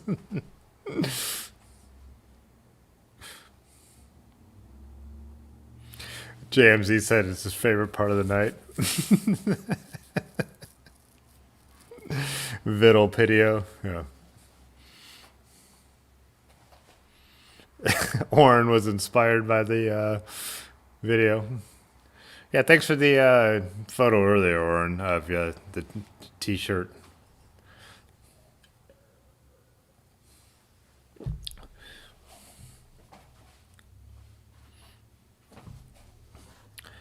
I'm trying to remember if I pulled anything else up here to talk about, but I think I was pretty busy today. Rusty said he's getting Tim drunk tonight. Oh, man. Yeah, one thing I was saying to Ben and Erin about Road Apple Roubaix that we rode is I said I don't know how many people follow pro cycling, but they should have actually named it after Strada Bianchi, which is the race that I was like, so everyone was talking in the Discord about things and all that kind of stuff. And I was like, I wasn't paying attention or even looking at Instagram because I wanted to watch Strada Bianchi after the fact. But it's a fairly recent race in the pro calendar. I think it's only 15 years old. But basically they hit road sectors and then they climb on gravel sectors. And it's just like the coolest race, and it's just so beautiful, and it finishes up in Siena, historic Italian town, but like this is what it looks like when they're riding like the Tuscan roads.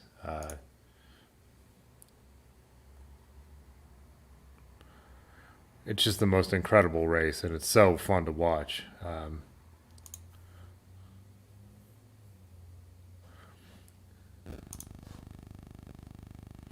But yeah, it almost reminded me. I'm like, this is what they should call Road Apple. They should have given it a not Road Apple Roubaix. Everyone names everything after Paris-Roubaix, which is a completely flat race.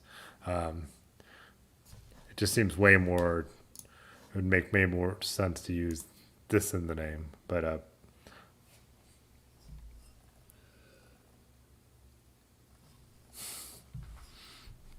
and then you also, Rusty, don't you have a couple hours on us? So. Or an hour at least.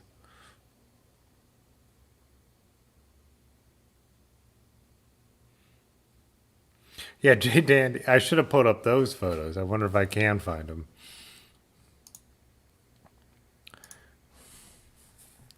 Let's see.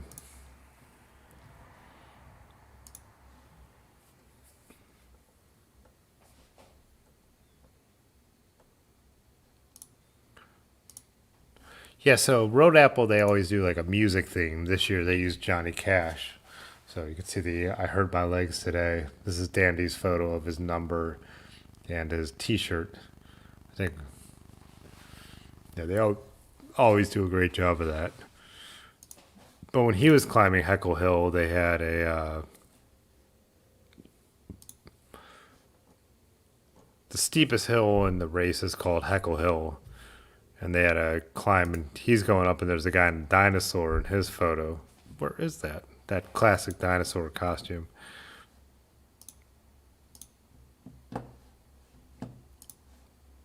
Oh, here we go.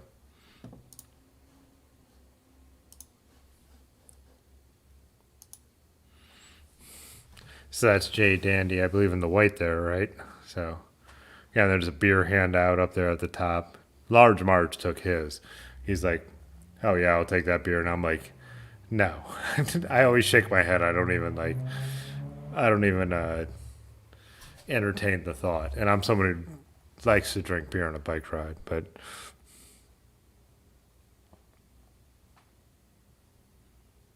oh, that's right. Arizona doesn't do daylight savings time. Yeah.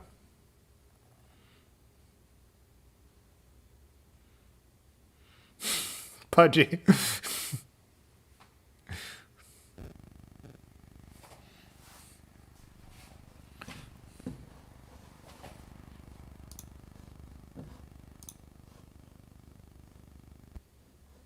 In pursuit. Yeah. I think, yeah, Large Marge always jumps over and takes that, but it's like this super steep climb. And if this climb is one of those too where you look ahead and you see it and you're like, do I rest to build up my energy to get there, or do I like try and get in with a head of steam to hit it kind of hard?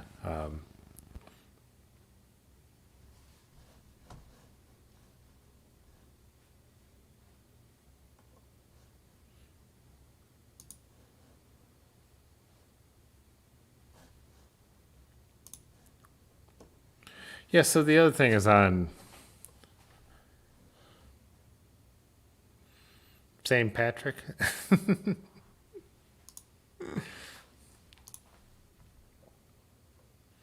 So this was my project as we done on the live streams, building this up. Finished it, and I rode, did 30 miles on it with Large Marge and Molnare. I rode it again tonight as a towny bike. It's really fun. I've never had a single speed. Shot a video. I'm going to talk a little bit about it. I didn't get it done in time. I usually have the Wednesday video up. It'll be a Friday video instead.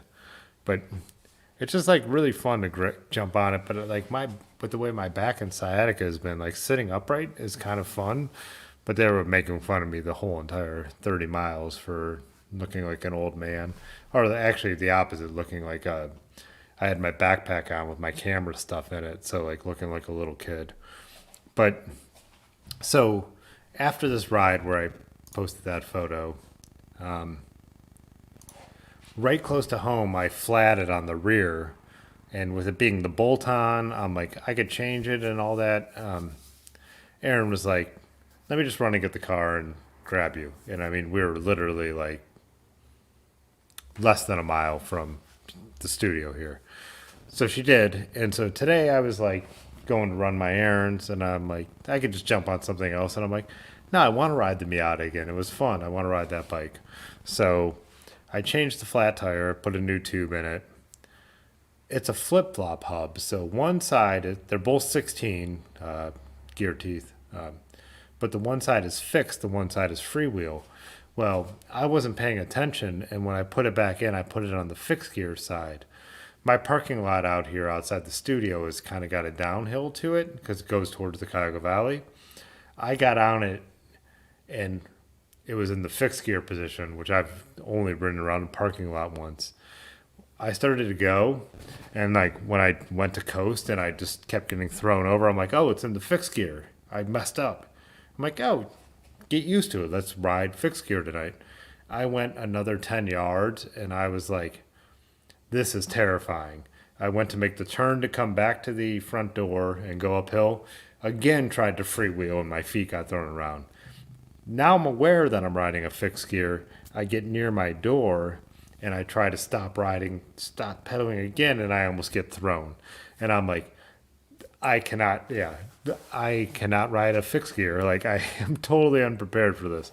Came back in, and with the brakes, they have no release, so I had to let all the air out of the tire to get it out. And with being a single speed, the chain falls on the ground, the whole process, but it was still worth it because, yeah, you can, I don't know how many of you guys have ridden fixed, but if you're not used to it, you just can't go do it. Like, I was telling Erin at this story, and she's laughing at me, and I probably told it better to her. But I'm like, there's big open parking lots across from the studio where there probably were buildings at one point. I'm like, we should go film each other and be like, Tim and Erin try and ride fixed. I think it would be a hilarious video because just everything in your instincts just says, I just coast. You know what I mean? Like, I want to do one thing or another, you just coast. So, oh, I super chatted. You have no idea. And like I said, the first time I ever rode one, I think it was our friend Michael's, or it might have been Large Marge's bike, but I rode it around a parking lot at a trailhead where we were meeting up, and just going around the corner where my instinct is to pull that inside pedal so it's not going to catch, you know. And when it keeps going, you just can't. My whole life has been like freewheel. So, what did Patrick say?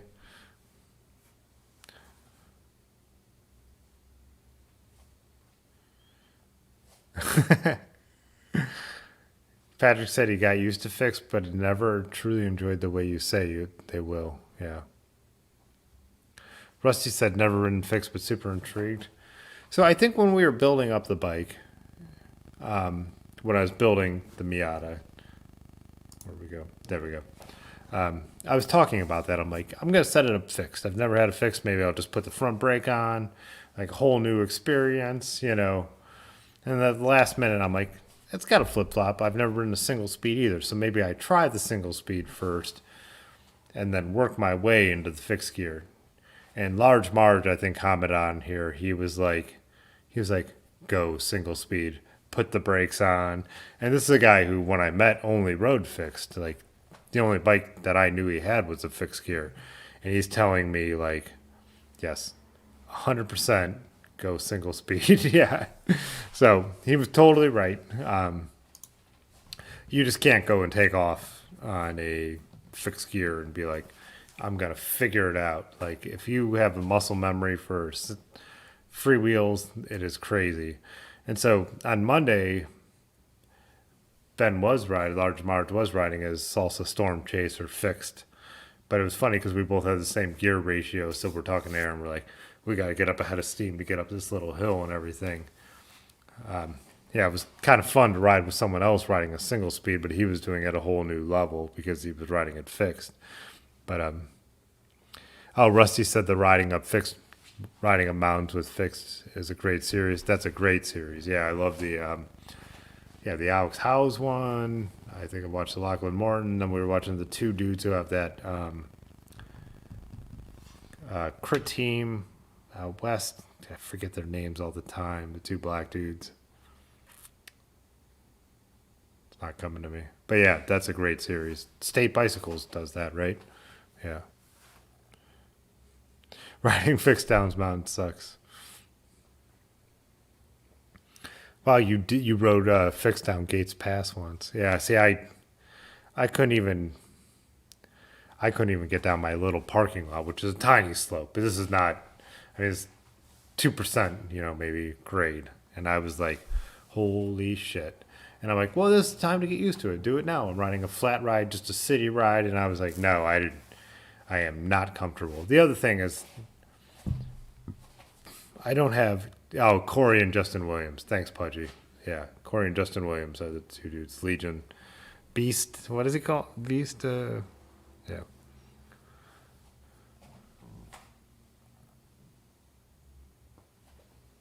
And then also Dylan posted a podcast that I listened to with those two guys that was really fascinating with Corey and Justin Williams that I really enjoyed. All right, it might have just been whichever one started the team. I can't remember, but yeah, I don't.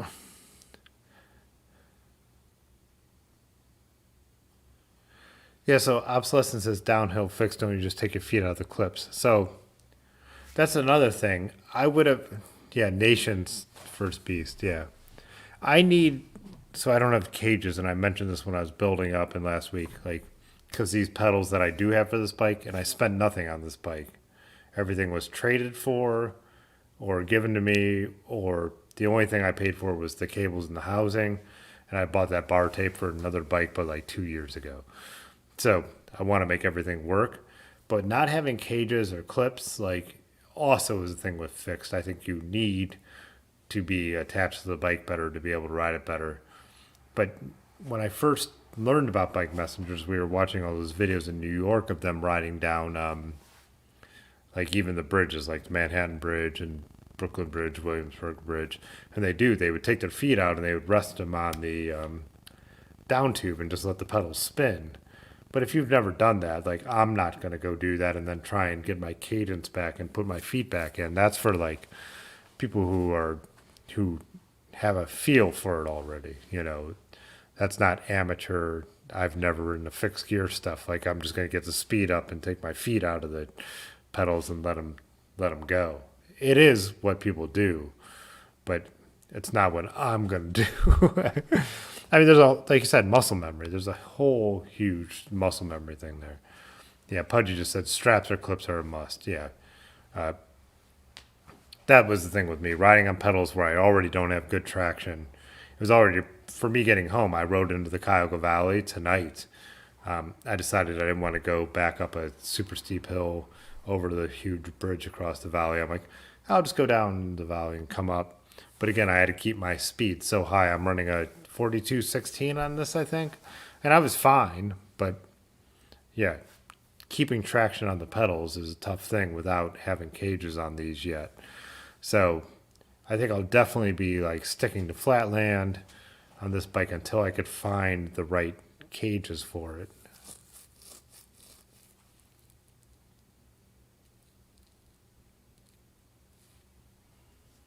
Large Marge said doing that brakeless is a very bad idea. Says the guy who's riding a brakeless fixed gear the last time I rode with him.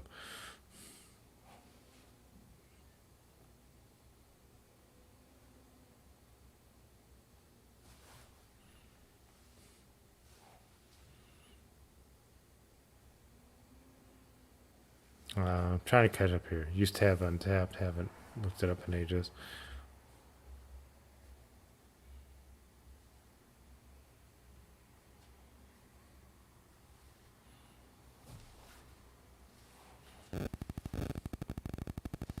Yeah, so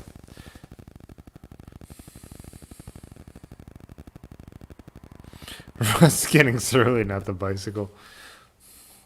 It did make it fun, like going out with Large Marge. Like I said, so Large Marge actually is who gave me this frame. I know I mentioned this on the other live streams, but I had the exact same frame in a maroon, but it was way too small for me. And he had this frame, so we just straight up traded him. Now I could tell my focus was on that tree and not the bike. That annoys me. But yeah. And it was just sitting up there in the back forever. And then I'm like, I've always wanted to do a single speed or a fixed gear. So it was just one of those things where it's like, why not do it now? But his Storm Chaser is an actual straight up ripper, fixie, fixed gear bike. It's a fixie, yeah. I mean, I don't know why anyone has any offense to that. It's not a track bike. It's an off-road bike, so.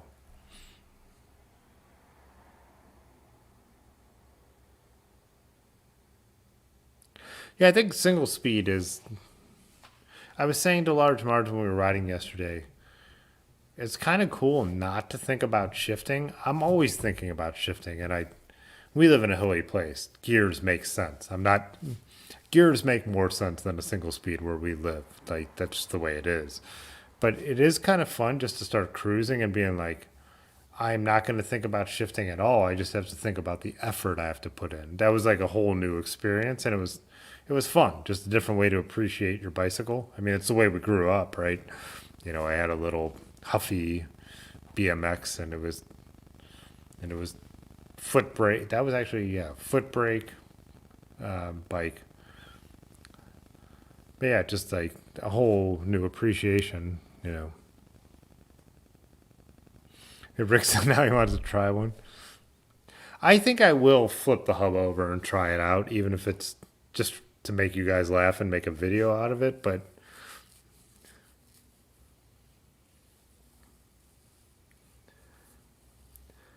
the single speed versus the fixed, it's for me, I get the actual control of the fixed gear, but as someone who's ridden with a freewheel their whole, as much as I've loved riding, I don't think I'm a little, the fixed thing makes me very nervous. Even having the brakes, I was like, just going down my parking lot, I could still slow with the brakes.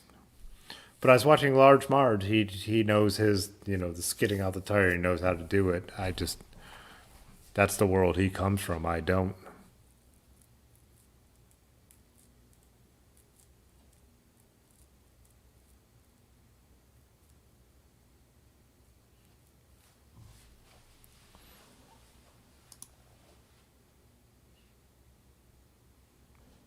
Not horrible. Yeah. Got those stats.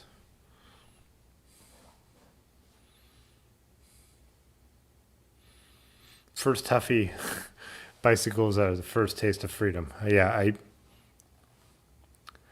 they were at the Akron Art Museum. They were doing a thing about transportation, and they had a theme about it, and they asked me to write a quote about bicycles, as I did work for the Akron Art Museum as a photographer, but they also knew I was a big cyclist. And I think, Jay Dandy, exactly what you're saying there is like what I tried to say. I'm like, it was our first chance to get away from the adults. Like, when I got on my bike, my parents didn't ask me where I was going when I was younger. And I think this is the kind of what I was saying in this little paragraph they had me write. It was like, I still feel like that. Like, when COVID hit last year, me and Large Marge and Molnare, Erin, like, we got on our bikes and we went to spots that, like, even where this photo I'm posting is not a spot. You know what I mean? It's like, this is not a park. This is not a trailhead. It's just a place we know about. And that's what we were doing. We were just like, backpack with some beers and some food and like just going and finding somewhere to go and be somewhere. And that's what it was as a kid. It was just that sense of freedom, and it still is. It's like, I think I wrote the line that it was like, it was a way to get away from the adults. And I was like, it still is. You know, I'm an adult, and it's still a way to get away from the adults. And that's what I love about cycling more than anything. And I think that's why I've always said on this channel, and I will always say on this channel in these live streams, it doesn't matter what you ride. It doesn't. Like, I don't care. People who are uptight about that stuff, people who are uptight about me calling a fixed gear or a track bike, like, if that bothers them, go F yourself. Who cares? Like, we're all here because we like riding bikes and it's fun. Or I like taking pictures and it's fun. I don't care if it's a $3,500 Canon, you know, 5D Mark IV, or if it's a vintage Niker mat that I picked up for 25 bucks at the thrift store. It's like, the reason to do it is because you enjoy it. Like, yeah, I'm a nerd about stuff, so I went for a specific aesthetic on this new bike, but it doesn't matter, you know.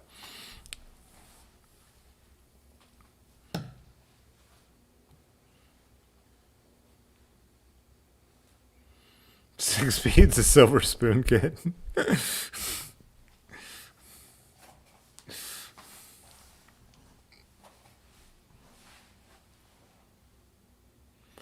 All right, with my little soliloquy, is that a thing?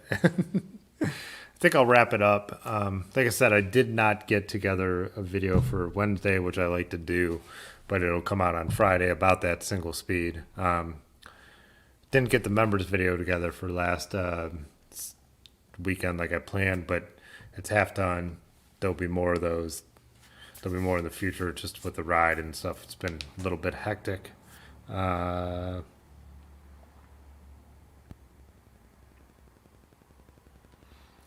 Yeah, I think that's about everything. Let's peace out. Let's get some sleep tonight. Soliloquy. I have a new client tomorrow that I'm taking portraits for out in Montrose and Fairlawn, so I don't want to be up too late tonight. I need to have my stuff together. I do still need to make the run my real business. Thanks, Rick. Let's all be safe. Let's all get together soon. I can't wait. And that's it.